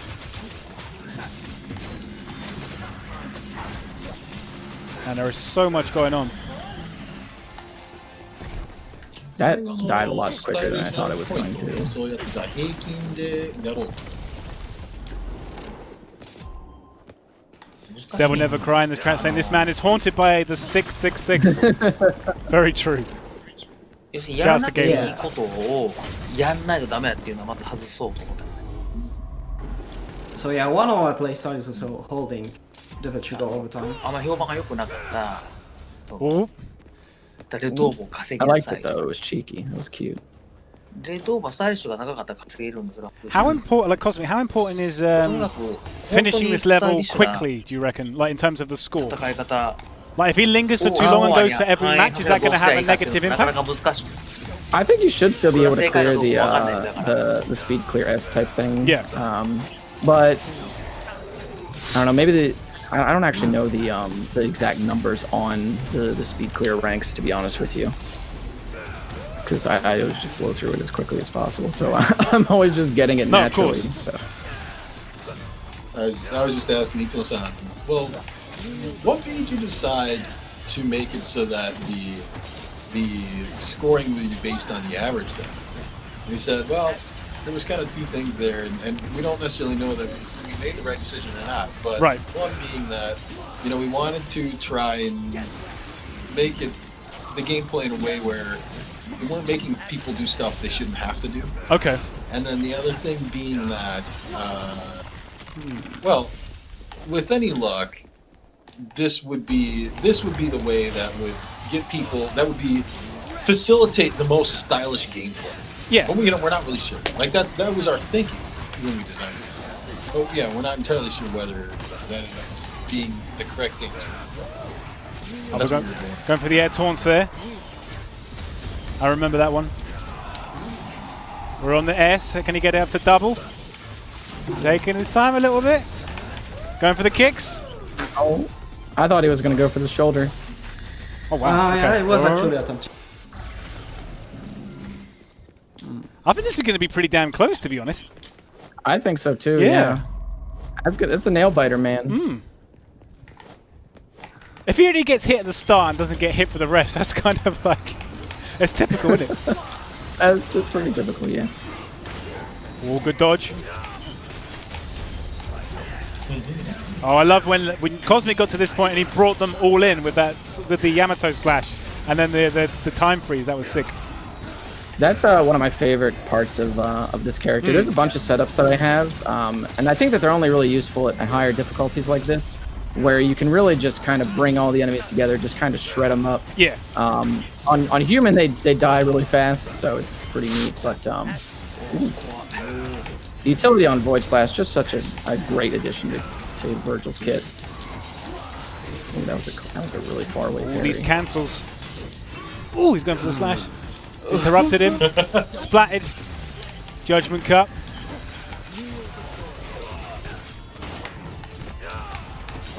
Here come the nobodies. Making them go slow. Bringing out the double ganger. Woo! Alright, nice evade. That was close. That was close. Playing with his food. Man, I hate these guys. Full on in rage mode as well. Yeah. Ooh, Nice. very nice. Very cool. And now for the run back with Cavalier Angelo. Less time to get my revenge. Yeah, explain what happened there, because I keep hearing people. Did you do something similar recently and got hit by Cavalier Angelo or something? More like 2 years ago. Okay. Ah, right, I get you. I remember now. I have a terrible memory, but now that you say it, yep, I do remember. Alright. 2 years ago. Man, I barely remember anything that happened 2 years ago. Oh, I thought he was about to go to the shop. I was like, does he know something I don't? What's going on here, man? What's the tech? Oh, he's gonna slow walk to it. Okay, I see you. I dig it. I dig it. Nice dodge. Oh, I like it. Ooh, This is the best boss fight in the game, in my opinion. I love this boss fight. Oh yeah, this is definitely. Oh, it's taking a slight You got sliver. a tag there. Yeah, Slight that was sliver. that was something. Ooh, okay. Don't let him do it to you. Ah, nice. Really use it, like really good use of the trick cancels here also from Virgil, just to try and move around the map. Yeah, this is pretty much a showcase of all the stuff I can't do in the game. You and me both, brother. You and me both. Wait, Oh, I'll be right back up to S. Don't get here. Ooh. that was a missing, but I don't know what. Oh, I my. won. No, the dream's dying. Come on. It's not over yet. It's not over yet.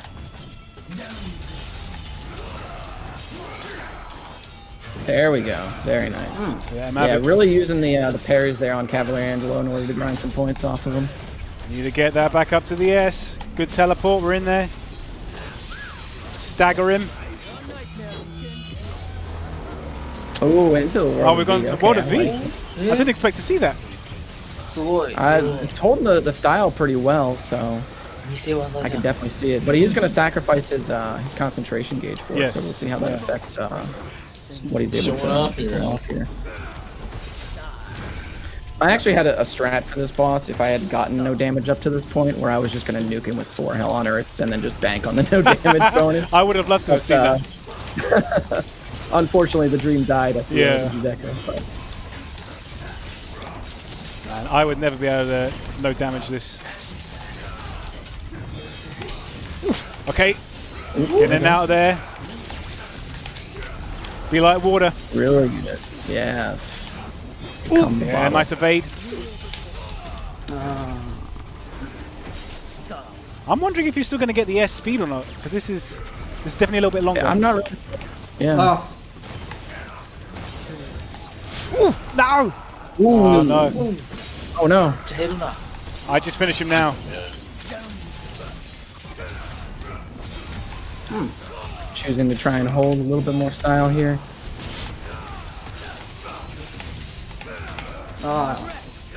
this is something I just. Oh, you got him! Just finish it! Oh no! No! Oh. Is he gonna end it? He's gonna end it the right way. Okay, fair enough. Judgment cut in. Yeah, I'm pretty sure.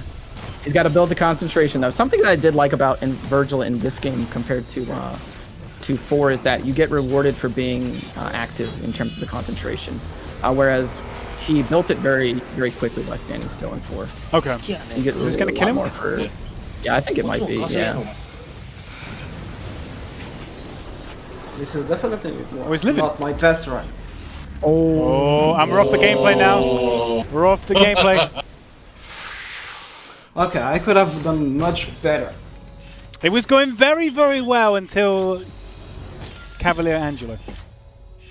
Yeah, for some reason it didn't do trick down when I exactly wanted. So there was maybe something off, but that's the game. I'm complaining. Okay.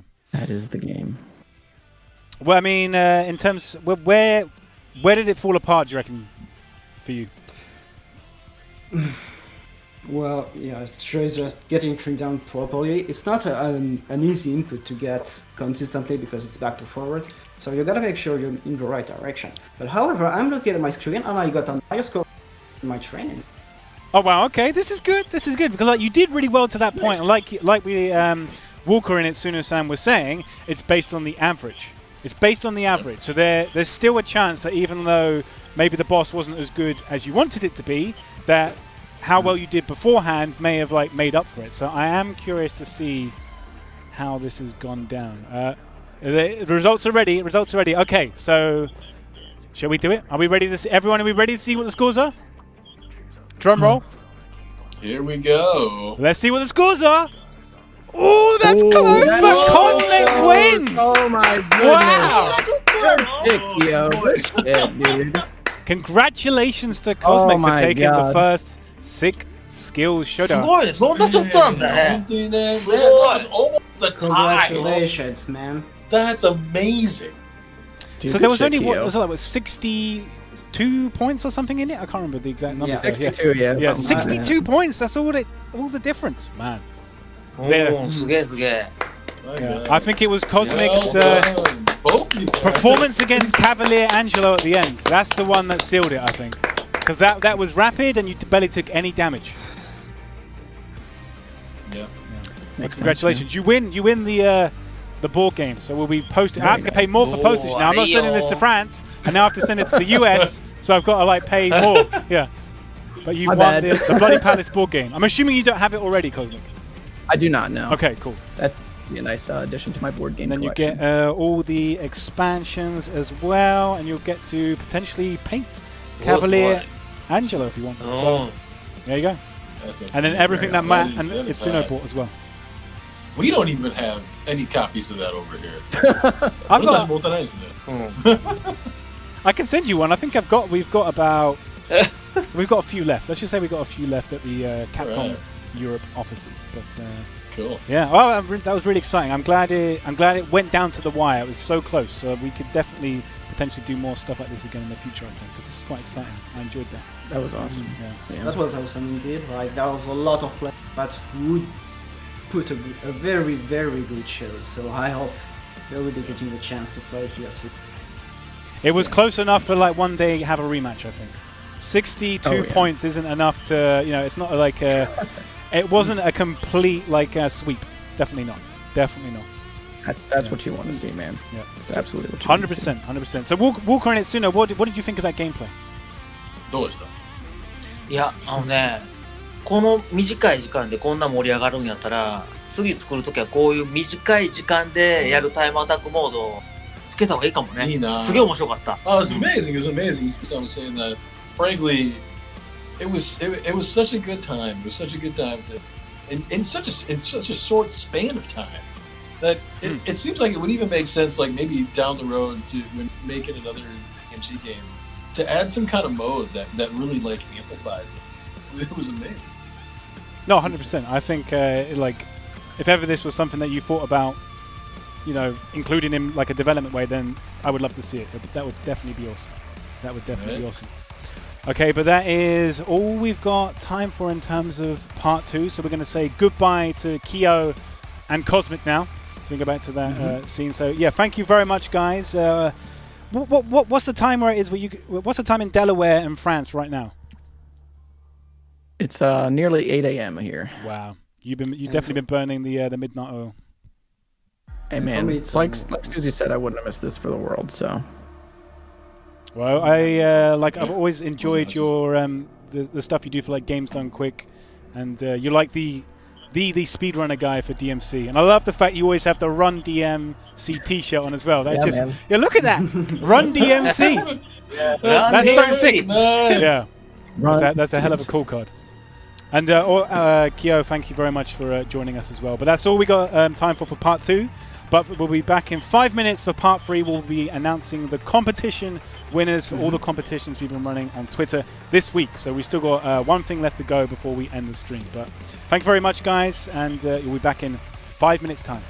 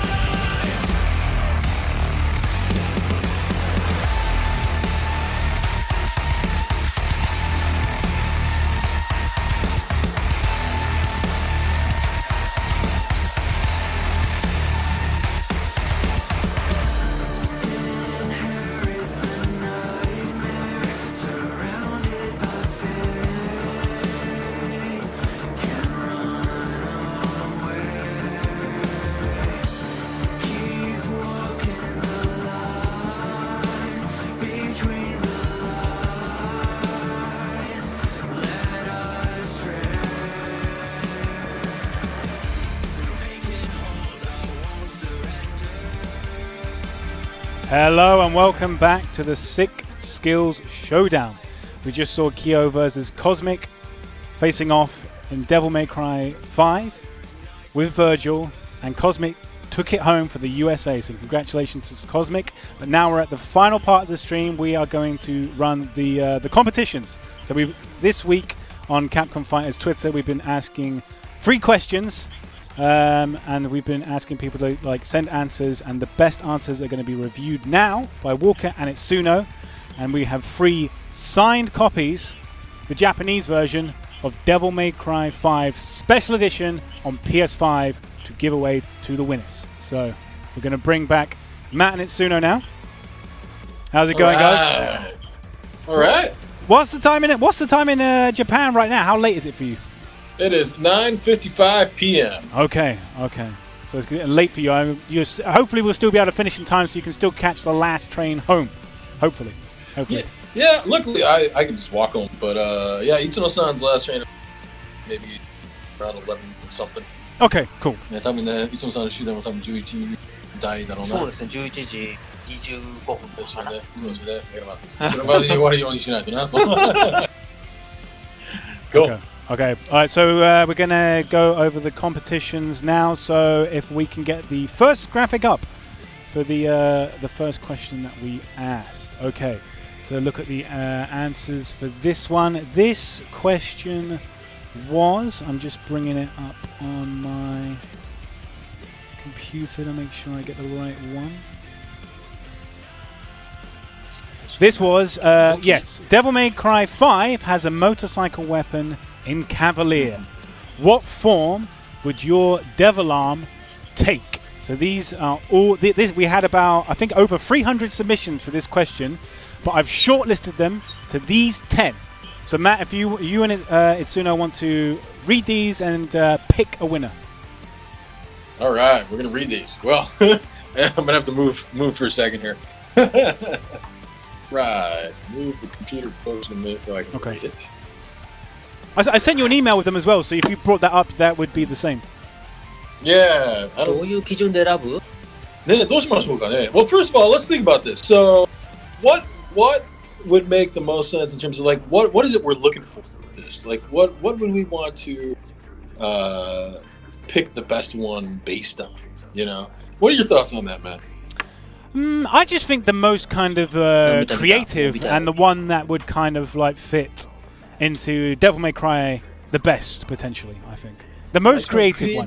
There's some interesting options. Do you want me to read them out? I can read them out if you want. Yeah, about that. How about you read them? I will. And then we'll kind of comment on each of them. Cool. Okay. So the one we've had from Devil's Never Cry cosplay. So swimming my whole life, it would have to be something water-related, like Jetstream Tonfas. Spin them to create water barriers, pull off some slick melee combos, then hold the button down for a stream of water, blasting enemies after each hit, slicing through them in the final hit. So that's the first one. トンファのやつでしたよね。トンファね、ジェットストリームトンファでしょ。そうですね、ジェットストリーム。ジェットストリームトンファが何を言ってたかちょっと分からなくて。要はジェットストリーム。水流を出すトンファーってことね。そういう感じね。そうですね。ね。トンファってデブリに出したことないでしょうね。候補にはね上がるんだけどまだ使ってない。ね、そうですよね。Yeah, it's interesting. I was just saying we never had any Tonfas in any Devil May Cry game. You see what I'm saying? Yeah, it's something we've considered before. Okay. Yeah, we never made it all the way to the point where we've had Tonfas in. Right. Okay. And the next one from, what is this? Akira Haicho. Definitely a saxophone. Imagine vanquishing demons with careless whispers, playing a banger and saving the world. So that's... サクソフォンはね、今まで考えたことあるんですよ。出てるサックスは出てるけど、ボツにしてんだよね。そうですよね。ケアレスウィスパーって言ってるのがね、結構、おっさんかな、これ言ってるの。Yeah, I mean, we've discussed this. We thought about the saxophone makes sense for a cry game. We've been able to make it work, but he says, yeah, give it up with the idea for careless whispers makes us wonder if the person that is suggesting this maybe older like us. Bring up Careless Whisper. Okay, and the next one is My Devil Arm would be a Capcom vs SNK 2 disc. And if you hit with it, the only thing you'll hear is This Is True Love We're Making on loop. This is True Love We're Making. ね、久しぶりに聞いたよ、この。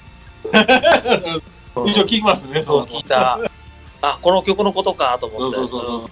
あ、すぐ分からなかったの。ちなみにね。だってタイトルとかってゲームができてからつけるんだもん。あ、はい。そう。サントラ作るときにつける曲名だから、とか、要するに開発最後の方でつけるんで、ディレクターはあんま知らないことが。歌詞はでもね、This is True Love Making ってそうそういう感じですよね。Man, obviously the most this is True Love Making. He says, yeah, I went and listened to that first time and I thought, what, you didn't just that's not something that just came to your mind instantly like me. Oh no, when we make these songs, at least back then especially, it was like, we didn't really come up with the names of the songs until like it was something we'd come up with for the soundtrack. So up until that point, there really wasn't a name for the song. So I actually remember which one it was. Oh wow, that's really interesting. Like a bit of a history there for Capcom vs SNK 2, which is a sick game as well. I love the groove system in that game. Yeah. Actually, going back to the Careless Whispers one quickly as well. If that was a weapon, it would have to be Siva's cover of Careless Whisper, because that is definitely more Devil May Cry. It'd have to be Siva's cover. Okay, and then moving on to the next question. Give me a lawnmower or one of those big ass harvesters. 芝刈り機ですね。はいね。確かにね。それはね、考えてもないんですよ。それあれだもんね。デッドライジングですからね。ああ、確かに。Yeah. Well, we haven't seen any lawnmowers in DMC, but we have seen lawnmowers in Dead Rising, haven't we, Matt? Yes. Now that you mention it, that is definitely it's more of a Dead Rising kind of weapon. Yeah. I can't remember what it's called in that. It's like the something roller. There's one you can make. It's like a steam roller with like almost like a barbed wire in it or something like that. It had a particular name in that game, but like that's definitely more of a Dead Rising kind of weapon. But speaking of like crossover suggestions, now we're going on to more of a Mega Man one. So the next entry was the Y Saber. So beam saber that activates from the gauntlet attached to the hand. In Swordmaster, the weapon can slash with 2 sword beams. Dante mimics Zero's "Hee-ha! Ha!" from X4 and then says, "It's not over yet" when low on health as an Easter egg. So what do you think of that one? そのオマージュしたね、ナイトセーバーですよね。ぽいし、あれっぽいよね。ストライダー飛竜っぽいもんね。ああ、確かにね。Oh man, yeah. I mean, obviously, Zero from Mega Man X is great. Also, that also seems like something Strider would do too, right? It's pretty cool. Definitely. Right? With the gram, like shing shing. Right? Yeah. Okay, and the next one, wind element yo-yo that can split in half for double the fun, or remain one piece for all the yo-yo tricks and or rope dart use, like Jackie Chan did with the horseshoe rope in Shanghai Noon. ヨーヨーね。ヨーヨーね。俺スターグラディエイターの時使ったよ。あ、そうでしたっけ？そう。サターンっていうね。サターンね。I completely forgot about this, but Itsuno-san had a character that fought with Yo-Yo way back in Stargladdy. Yes, I do remember that. It wasn't Prince, was it? Saturn. What was the character? Okay, Sam. Yes. Now you mention it, I do remember. One of the earliest Capcom 3D fighting games. Yep, that's right. Okay, and the next one. Personally, think a really cool devil arm would be a deck of cards, but each style makes you use a different suit, giving the weapon different effects and moves based on your equipped style. トランプですね。トランプね。トランプね。トランプは割とリアルにそう、俺もね。今回候補に上がってた。ああ、やっぱり。で、だからギャンビットは使ってるでしょ？ Kinetic card. Did you say Gambit? そう。でも割とリアルにありそうなのがトランプ。そうです。Yeah, I was thinking, well, it turns out that, I mean, first of all the ideas, this deck of cards thing is probably the thing that's the closest to like this would actually be a Dante weapon. And Okay. in fact, it's something that we've considered before. Because you think about, you know, Gambit, for instance, right? Yeah, you were mentioning the kinetic cards. Like, Gambit kind of fought with cards in that way, right? By throwing the kinetic card. Right? So yeah, that's definitely something that I think fits really well with the universe. I mean, like, I remember X-Men versus Street Fighter, and then Gambit's super move, like Royal Flush, and then we just like throw the cards. 超かっこいいよね。 I could 100% see Dante doing that. Oh yeah, totally, man.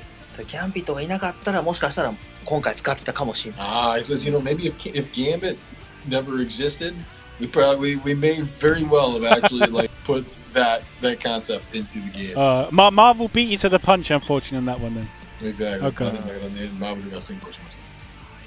Okay, and moving on to the next one, a giant bottle of hot sauce, and Dante gives the demons pizza covered in it, and they burst into flames. Hot sauce, isn't it? あ、これね。ホットソースで一緒何かと思ったからね。ホットチリソースみたいなやつね。そう。ね、いやこれね、割となんかファイナルファンタジー出てきそうな感じじゃないですか。みたいな。あのね、割と真剣に言うと、使ってかっこいいかどうかなんだよ。ね。そうですね。で、ビューってね、ソース。ちょっと微妙かも。そうね。いいんだけどね。You know, the first thing I thought of when I saw that was that this feels more like a Final Fantasy summon, you know? The idea of having like a giant pizza that, you know, doused in the sauce and then they burst into flames. But yeah, maybe fighting with hot sauce may not be like the coolest thing Dante could do. Okay. If my submission would have been a can of Monster, that would have been it. So you pop it and you automatically win. Instant quadruple S. そうね。いきなりこんな SSS。これいいかもね。タイアップでいいかもね。There you go. Yeah, maybe that's something we should talk to the master guy. Good collaboration. Potential collab there.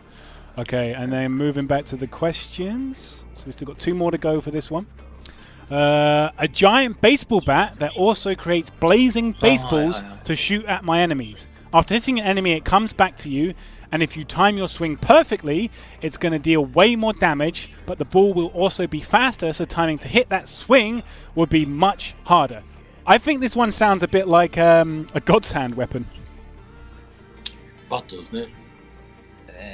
それもね、候補に上がってないわけじゃないんだけど、もうコンボの最後に今やってね、もうね、ホームラン。はい、そうですね。やってるんで、あんまり採用はしてなかったのね。なるほど。まあこの中で一番なんかゲームプレイ的になんかシステム的には考えてるなと思うんですよね。そうね。この中でね。これみんなね割と真剣に考えてくれてるからね。ね、そうですよね。Yeah, Itsuno-san says, you know, we've kind of thought about bats to a certain extent. You figure Dante has a move, right? At the end of the combo, he does do the home run swing. He does. And so, kind of based on, we've never really gone with the idea of, well, let's have a separate bat weapon. Okay. And then the final submission, if we're going back to the questions, the final submission is, my devil arm would take the form of a controller, and you'd be able to control and fight demons with other demons. So like some sort of possession weapon.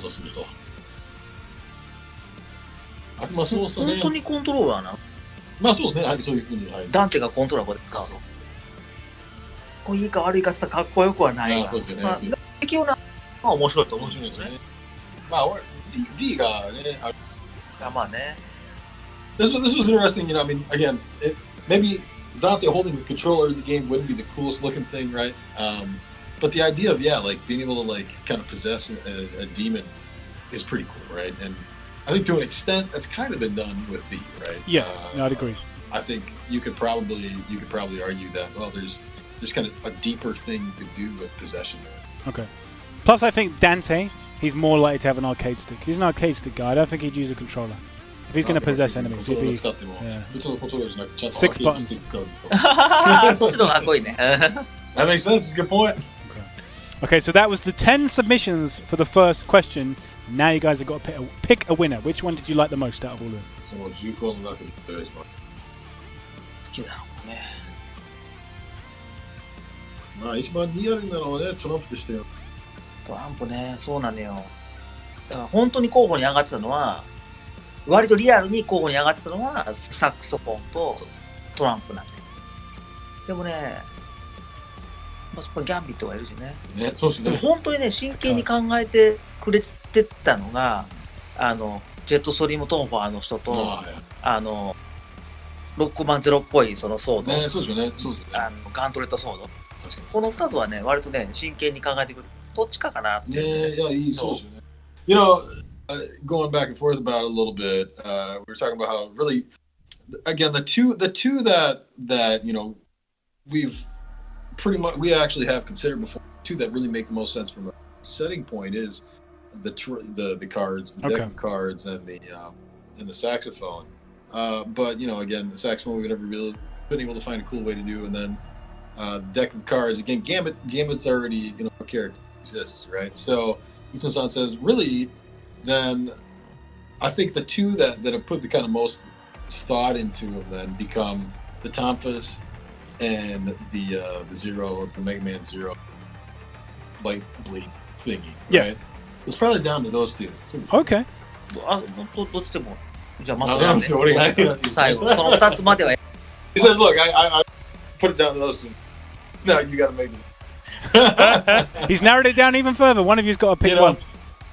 You know what? I did think the Tonfas were pretty cool this morning when I was, you were kind enough to put these together for me, and so I translated them in Japanese for Itsuno-san.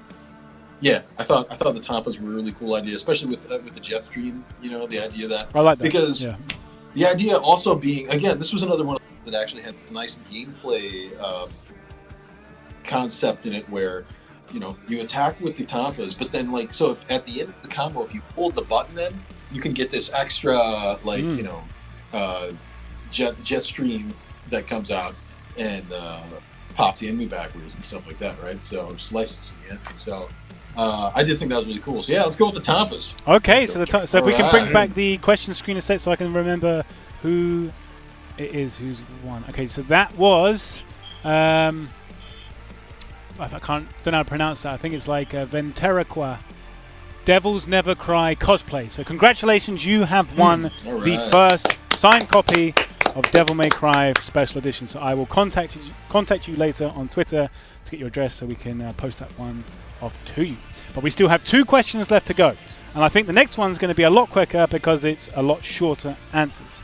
So if we can get the answers up for the quadruple S questions. This question was, if we added an SSSS rank to Devil May Cry 5 Special Edition, what should it stand for? So these are the submissions we've got. So the first one is Super Smoking Sexy Supercalifragilistic Expialidocious. The Mary Poppins. 日本語でスーパーキャラファジラスティックエクスピアルドして終わります？わかんない。何なの？これ昔のディズニーの映画ですよ。で使ってるんですよ。メリーポピンズ。そう。メリーポピンズって言わないとわかんないよ。ね、そうだよね。面白い。Right on. Okay. That was interesting. The next one was Super Saiyan Sexy Style. ああ、これね、笑っちゃったわ。This was a nice one where I didn't even have to translate it because, you know, 確かにね。Okay. And then we had Super Sexy Strawberry Sundae. Super sexy strawberry Sundae. Dante. ダンテだけやとこれでいいかもね。Right on. That would work for Dante, right? Maybe not for Dante. That would definitely be more of a character-specific one. Then we've got Super Scintillating Slashing Swagger. Swagger ね。スワガーは本当にね、かっこよく歩くという。おお、なるほどね。いいかもね。Trying to explain the concept of swagger in Japanese to the best of my ability, anyways. 割とみんな真面目に考えてくれてる人も多いよね。Yeah, there are definitely some in here that they've definitely thought about it. They certainly have. Okay. The next one is Surpassing Sparta's Supreme Style. なるほど。かっこいいけどね。ね、スパーダね。スパーダ入れてる人何人かいたの？そうですよね。うん。 Cool, it's cool, makes sense. Cool. And then the next one is Shin smoking sexy style. So kind of like Shin as in super, I guess. 普通に日本語使ってるね。新スーパースモーキーセクシースタイル。意外とでもね、まあそうですよね。日本のゲームとして使ってもいいかもしれないですよね。新マージンもやってるんですよ。新マジンのシーンはね、一応その罪っていう方のシーン使ってるけどね。そうですよね。うん。そう、その通りですよね。やっぱりそうです。面白いな。面白い。You know what? I really like that takes. I mean, obviously that's Japanese. Shin, the Shin from the Sin Majin really originally it's from in Japanese. Shin is it's like I'm thinking Shinku Hadouken, So yeah. that Shin is that Shinku is vacuum, but this is like Shin Akuma. Like when we have Shin Akuma in the Street Fighter games, it's the true Akuma, full right? power right? unleashed. So, yeah. Exactly. So for the Shin Majin, then in this case, you know, it comes down. Yeah, that's his true form. Okay. Right? It's really it sounds to. And so yeah, I love that idea, the way that they put that in there. Okay, cool. Next one is smoking sexy surfing style. サーフィンね。 Surfing, eh? Surfing が好きな人ですか? Right on. Somebody likes surfing, huh? That feels a bit more like a Nero one, is it? Because he kind of like surfs on the missile. That's true. That's 確かに true. 確かに。 Okay. And then the next one we've got is SSkills Sylvester Stallone. あ、いいんじゃない？超かっこいいじゃんね。なるほど。俺たちのおっさんとしてね。Maybe this is. I mean, we think back to what is it, Onimusha 3? They got Jean Reno in that one, didn't they? Back in the day. There's no reason why you guys couldn't potentially collaborate with Sylvester Stallone down the line. I don't think. Well, and so that's the thing, right? Like for us, we're like, yeah, Sylvester Stallone's awesome. Like, I do wonder if like a young kid at this point look at Sylvester Stallone, thinks he's as cool as we do, you know? Wow. Yeah. I see what you're saying. He's maybe not as much. You wouldn't call him an influencer as such, I guess. Yeah, prevalent. Okay. He's rich though. He's definitely rich. He could definitely bring some big budget. All right, and this is my personal favorite: Super Street Fighter 6. Super Street Fighter 6.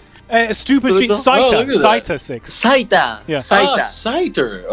これ見なかったな。見越したの。 It's like a cider, I guess. Is Cider. But like you're a Cider, spotter. Like watching?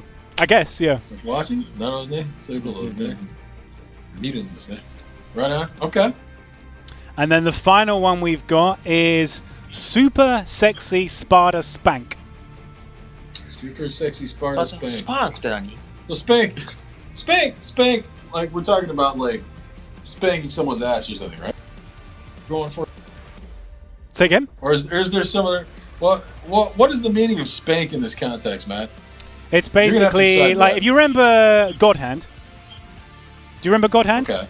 That's like yeah. a Capcom fighting game, and I can't remember the guy, the main character in it, but one of his special moves is he places the opponent over his knee and spanks them on the bottom multiple times to cause significant damage. お尻ペンペンのこと。 Significant damage.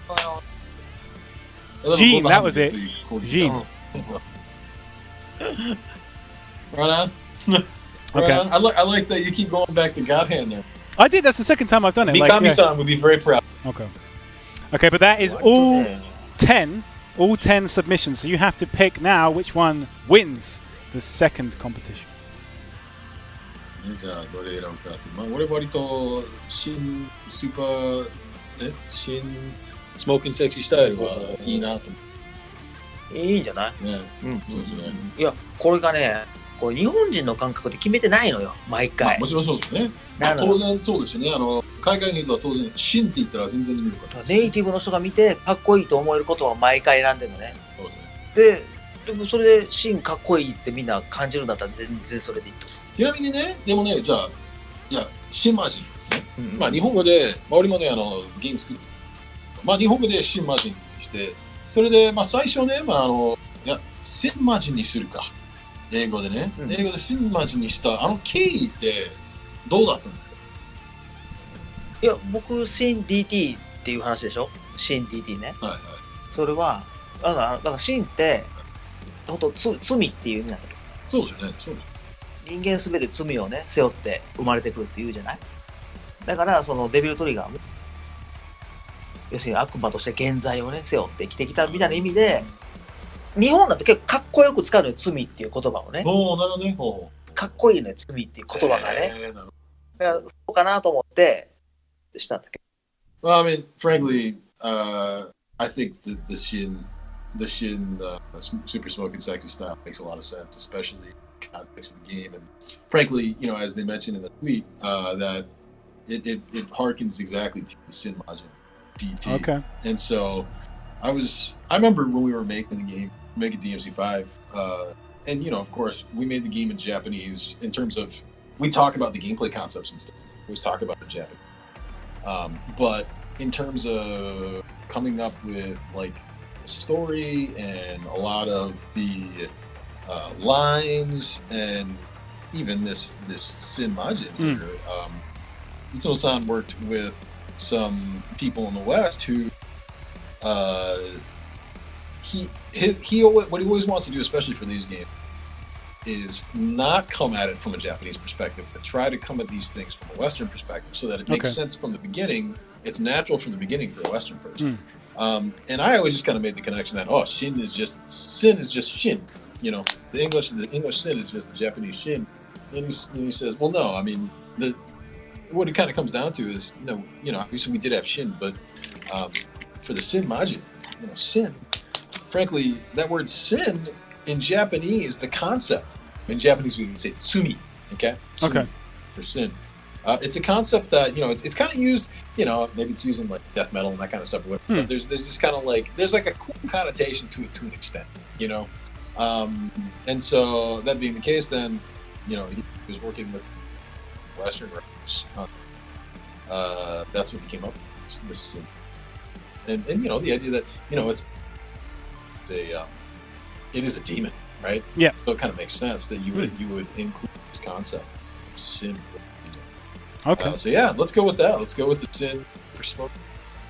Oh, awesome. Well, like, if we could get back to the screen with all the answers on it, so I can say who the winner is. So the winner is Arashi Zero.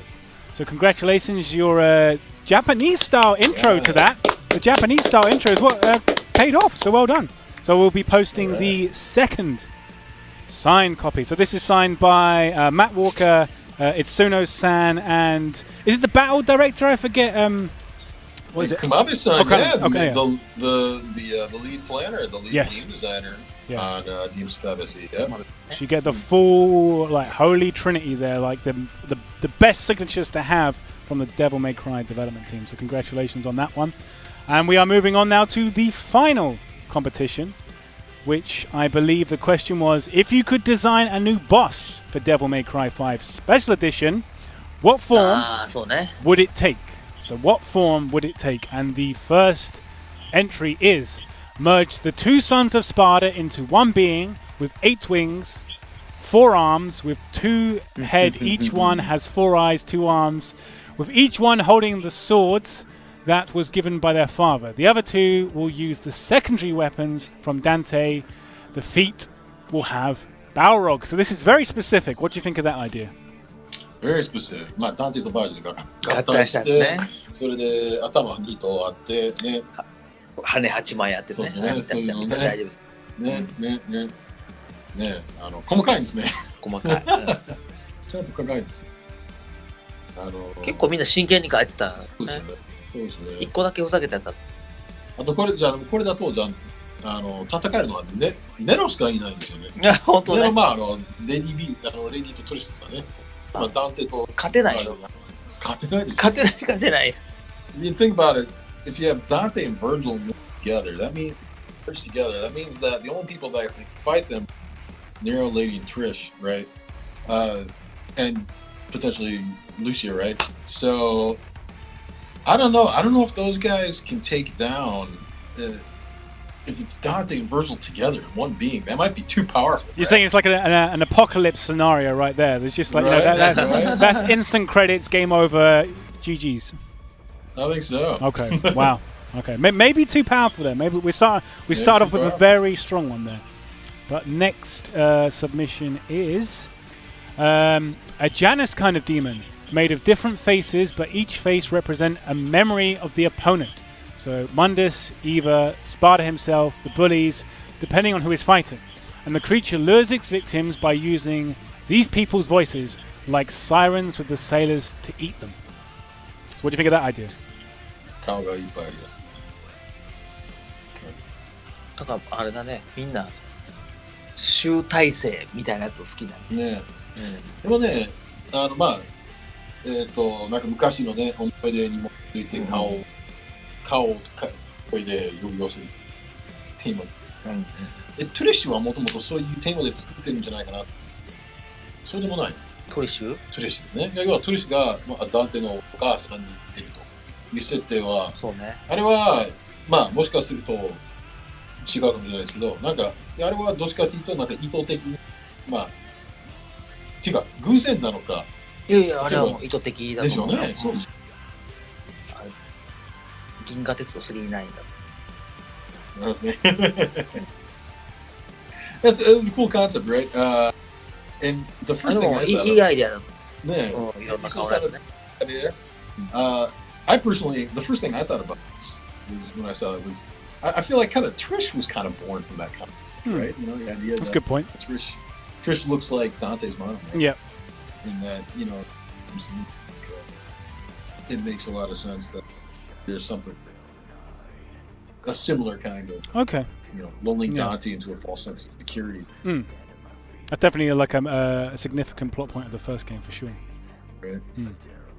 Okay, so moving on to the third entry, what we got next? All right, an Itsuno boss that uses 5% of his real power, who also uninstalls the game and gives you a disappointed look when you lose. いつのさんですね。いつのさんが登場して、負けたらいつのさんが不満な顔をしてゲームを4本にスタートしてるやつね。はないわ。はないよ。そう。人間が作ってる人が出てきたらね、もうゲームはね、しらけちゃうからね。そうですね。You know, we've even had discussions like. Oh really? Oh wow. Okay. In terms, well, not in terms of making, but in terms of like, we try not to like put ourselves in the games like in a sense. When we were making DMC5 SE, things we're trying to come up with. Well, what's going to happen when you beat the credits game? Okay. When you beat the credits game, and so you know we all had some different ideas. We had a couple people on the dev team that were, you know, it'd be really fun. I think the players would get a kick out of it. We had like some other dev team members or whatever, and we talked about that, and we kind of felt that like, you know, it shouldn't be about us. You know, it should be about the player enjoying the game. You know. Okay, yeah, I see what you're saying. I mean, you could get some, game directors like Hideo Kojima, like puts himself into some of the Metal Gear games, for instance, and stuff like that. I honestly think if you guys put yourself into the game, maybe as like a bonus thing, like, you know, as a non-canon, like a bonus feature, I honestly think the community would get a serious kick out of that. Like you just like it exploding out of some sort of like dimension portal and being like DMC is back at the end or something like that. I reckon people would definitely get a kick out of that. 100%. Yeah, we've talked about like doing that kind of thing too. Like, you know, even if it's just like a sound or something. Yeah, that's kind of that's what we've settled on so far. Okay. Let's make it more about, you know. Yeah, I understand what you're saying though. Yeah. This would just be like something like a small thing to add, maybe one day potentially.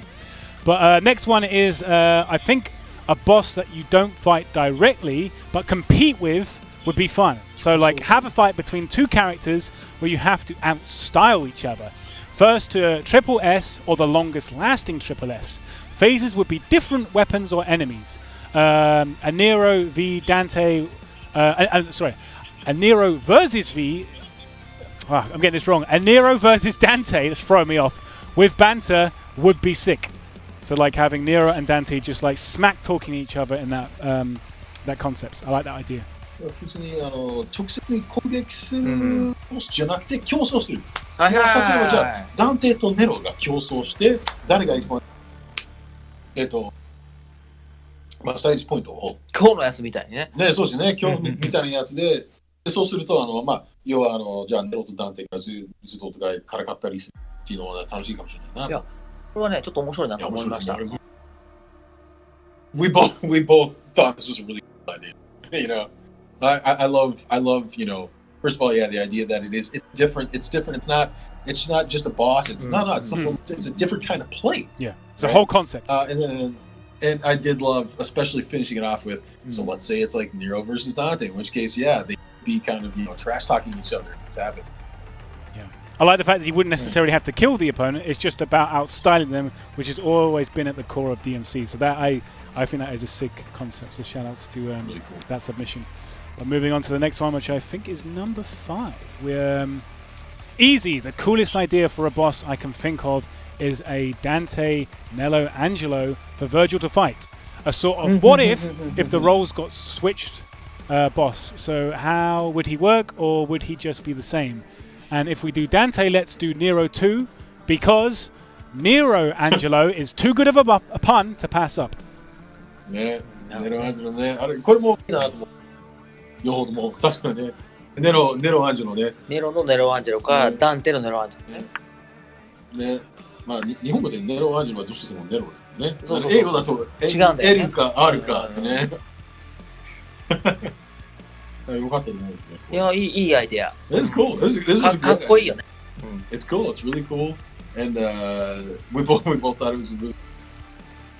Okay. I'm wondering if you secretly got your notebooks out on the side there, just jotting some of these down, just in case. You never know. but moving on to the next question, which I believe we are now number 6. Okay, so it would be a secret boss in a special epilogue mission to be unlocked under certain tasks. A nightmare that Virgil discarded that looks like Mundus. So visually something between his true form and god form, and around Cavalier Angelo's size, maybe. So what do you think of that one? バージルとして戦うボス。ね。まあ、キャバレー、まあ、7、8メートルぐらいの、ね。これは全部バージル主人公の話なの。割と確かにね、そう。ダンテと戦ったりする。ね。まあでも、面白いと思う。エキストラ、シナリオだとすると、面白いかも。ムーンスってね、まあ、デブリ3で。デブリ3のエンディングでね。バージがつける。で、あれをね、しましょうと思って。そうですよね。別に悪くないと思う。面白いなと思うんですよね。This was a cool one. And we're sitting here kind of thinking about, yeah, actually, come and think a lot of these probably play as Virgil against them. They kind of involved, like, fighting against like a Dante or something like. Yeah, this is a really cool idea. Okay. And you figure at the end of DMC3, Virgil is found by Mundus, right? Yes, of course. And that whole thing started. So yeah, that seems like it would, you could really feed some nice story and gameplay with that. Yeah, I like that one. That was a good solid choice. All right, I'm going on to the next one. So a fusion between Mundus and the Despair Embodied, which I believe is the end boss from Devil May Cry 2. It would be a satanic humanoid twice the height of Dante. It would have multiple arms with guns attached, and 2 greatswords. It would be metal AF with big, fantastical spells and fast, powerful strikes. The music would be operatic. So what do you think of that one? エンジスとアルコサックスを見まして。人間サイズにして。そう。まあ、デビルシリーズ、敵の詰め合わせ最強のやつね。そうですね。まあ、ありっちゃあり。なんか昔のやつだとなんか出てきそう。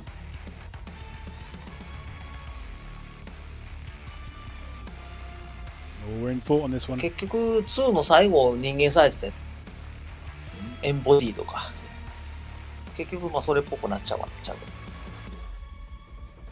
気持ちわかる。It's cool. Yeah, it makes a lot of sense. and in a sense, like Argosac, you know, the despair embodied kind of that concept to an extent, right? I like how it brings the lore from two of the main games kind of like together a bit as well. That's an interesting choice for that one. ね、日本剣持ってね、強そう。Man, yeah, he's got 2 spurs. It's gonna be Ishii, right? Is gonna be one hell of a boss. Man. Yeah, I mean maybe that's the one. If you have Virgil and Dante combined, then maybe combining Mundus and Agrosax together is how you come up with a boss that can tackle that. Yeah. So maybe that's the answer. We've got the two of the answers combined together. There we go. Yep. Okay. なんか映画版そんな感じね。なんかね、 Seems like something you'd 夏 see, 休みにある like, you'd see that like a. Oh, sorry, I didn't catch that last bit. You're just saying it seems like it's something that come up in at some point. Yeah. That kind of scene. Yeah, 100%. This. I think we're almost like going into kind of like fan fiction territory here in terms of like going off on a complete tangent. But I do like how creative these answers are. But moving on to the next one. So, this was very out there. A giant dice that the player has to smack in order to roll. It's like Every time it lands, the game then summons one of the developers of the game to fight you, depending on which number is facing up. The developers laugh at you about how you thought you would never see dice in Devil May Cry again. いいじゃない。みんなが怒らないんだったらそれやろうかじゃあ。まあどっちかそうですね。どっちかっていうと怒らせたいからっていう。Great. Okay. You know what? As long as there you go. I guess we'd have to do that, wouldn't we? Yeah, definitely. More dice. More dice. Like, you know, it's been a while now. I think people have generally forgotten about it. So it's a good time to bring it back. Yeah. Right on. I never see it brought up anymore. Almost never. That's true. Yeah. It's retro. It's considered retro now. That's true. Going off on a complete tangent here, but one of my favorite dice to appear in a video game was Gunstar Heroes. Gunstar Heroes. I don't remember that by Treasure. The dice maze, and you throw the dice, and then you go across the board. That was the best. That's the best dice in the video game, in my opinion. Yeah, that's cool. That's cool. Okay, so moving on to the last few questions now. This is number 9. Number 9. Nero as a boss. It's been my dream since Devil May Cry 4. Every other character has been a boss already. Make him use 8 Devil Breakers in a row, some as his super moves, and telegraph Snatch with either a sound effect or a voice line, like "Come here" before using it. So what's your thoughts on that one? ネロか。デブル4でダンテとしてネロと戦ったのか。そうなんだね。前回もそうだったんだけど、今回のスペシャルエディションもそうなんだけど、ボスネロを、ブラディパレス最後に作ってもよかったんだけど、ちょっと時間が足らなかったよね。なるほどですね。時間が足らない。いや、確かに。エネミーネロ、大変なんだよ。お金かかんだよ。いや、そうですね。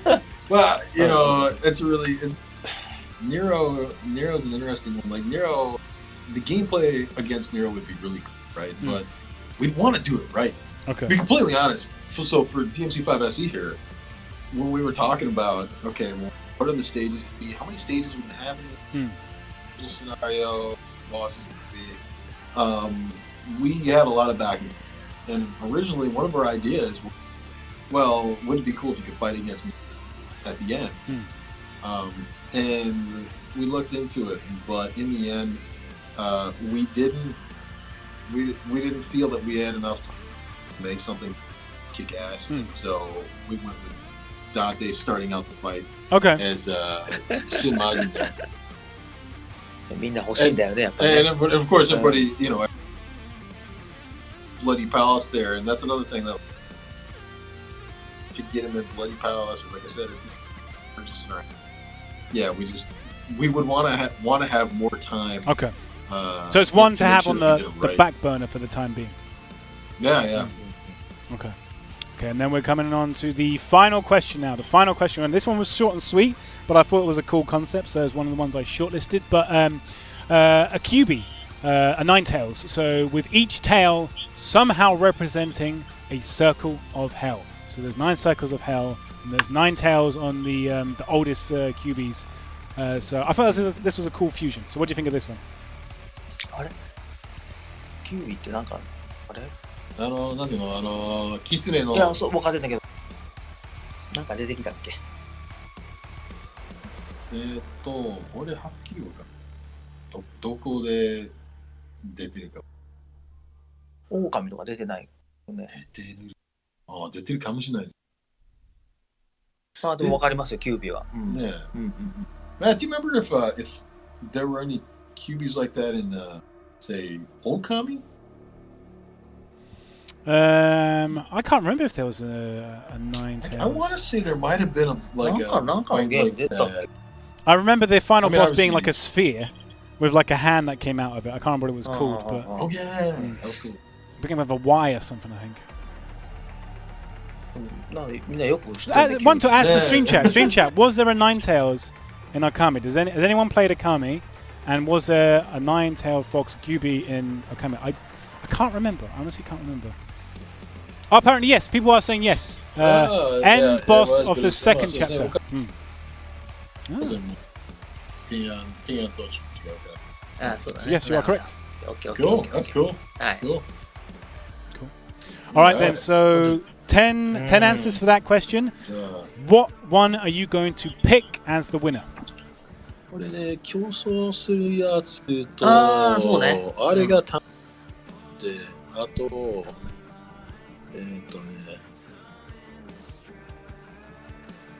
Let's go on, trying to remember. いや、いいんじゃない競争で。 Yeah. You know, I think from our point of view, the one here was the idea of fighting against the one that's not a boss fight, you know, the Yes. one that's a what's competition. And yeah, I just thought it was so the idea of not only doing that, but then that you can't have that back and forth. Yeah. It's definitely. I think it's the Between them as most they're doing it. the most clean cut out of all the questions. I think that stands out just because it's so creative and just takes it in a new direction. So I really enjoyed Yeah, that. that's as well. really cool. Mm. I mean, you could do like a mode for that. Okay. That could be like the training mode or something, even, right? Exactly. Pretty cool. Yeah, there's loads Very of different cool ways you idea. can run with that. So if Yeah. we can bring back the competition page a sec just so I can announce the winner. So that one was submitted by My Ginny Tingle. My Ginny Tingle. So congratulations to them. I will message you on Twitter and you have won the final signed copy of the game. Congratulations. All right.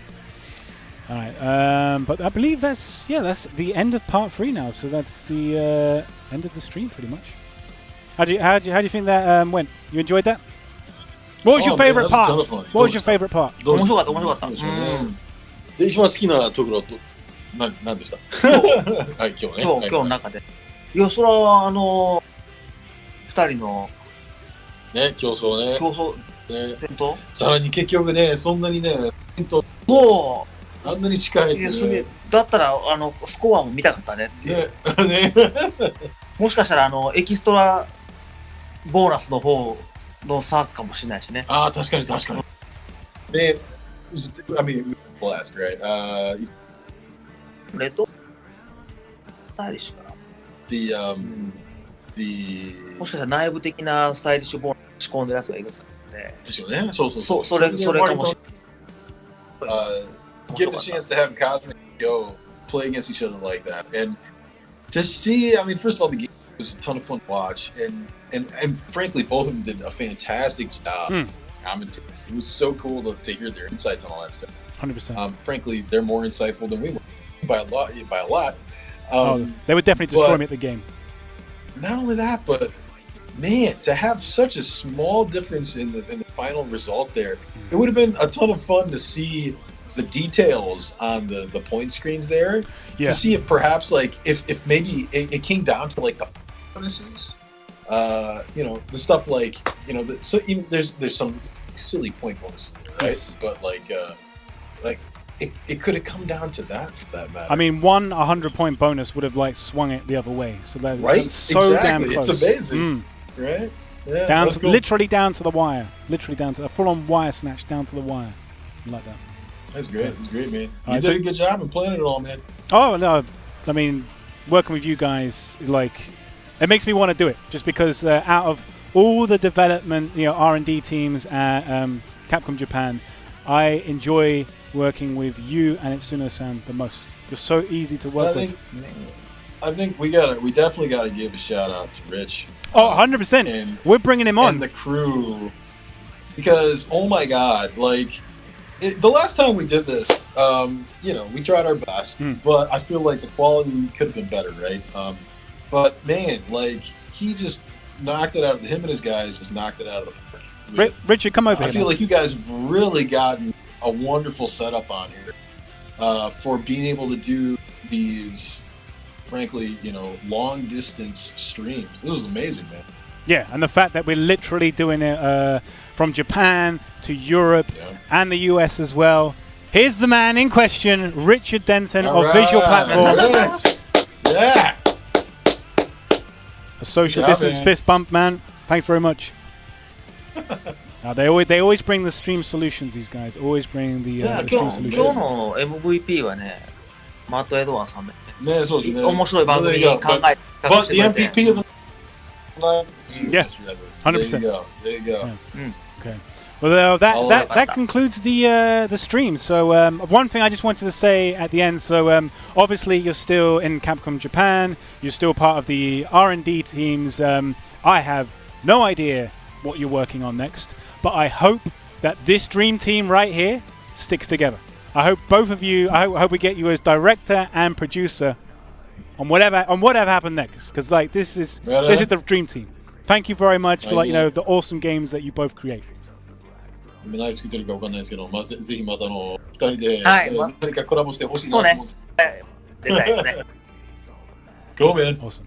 All Okay. right, thanks a lot. All right. So thanks everyone for tuning in for the SSkills Showdown. That's all we got time for. But enjoy the rest of your days, and hopefully we'll come back again in the future and do another Devil May Cry stream. But thank you very much, and take it easy, guys.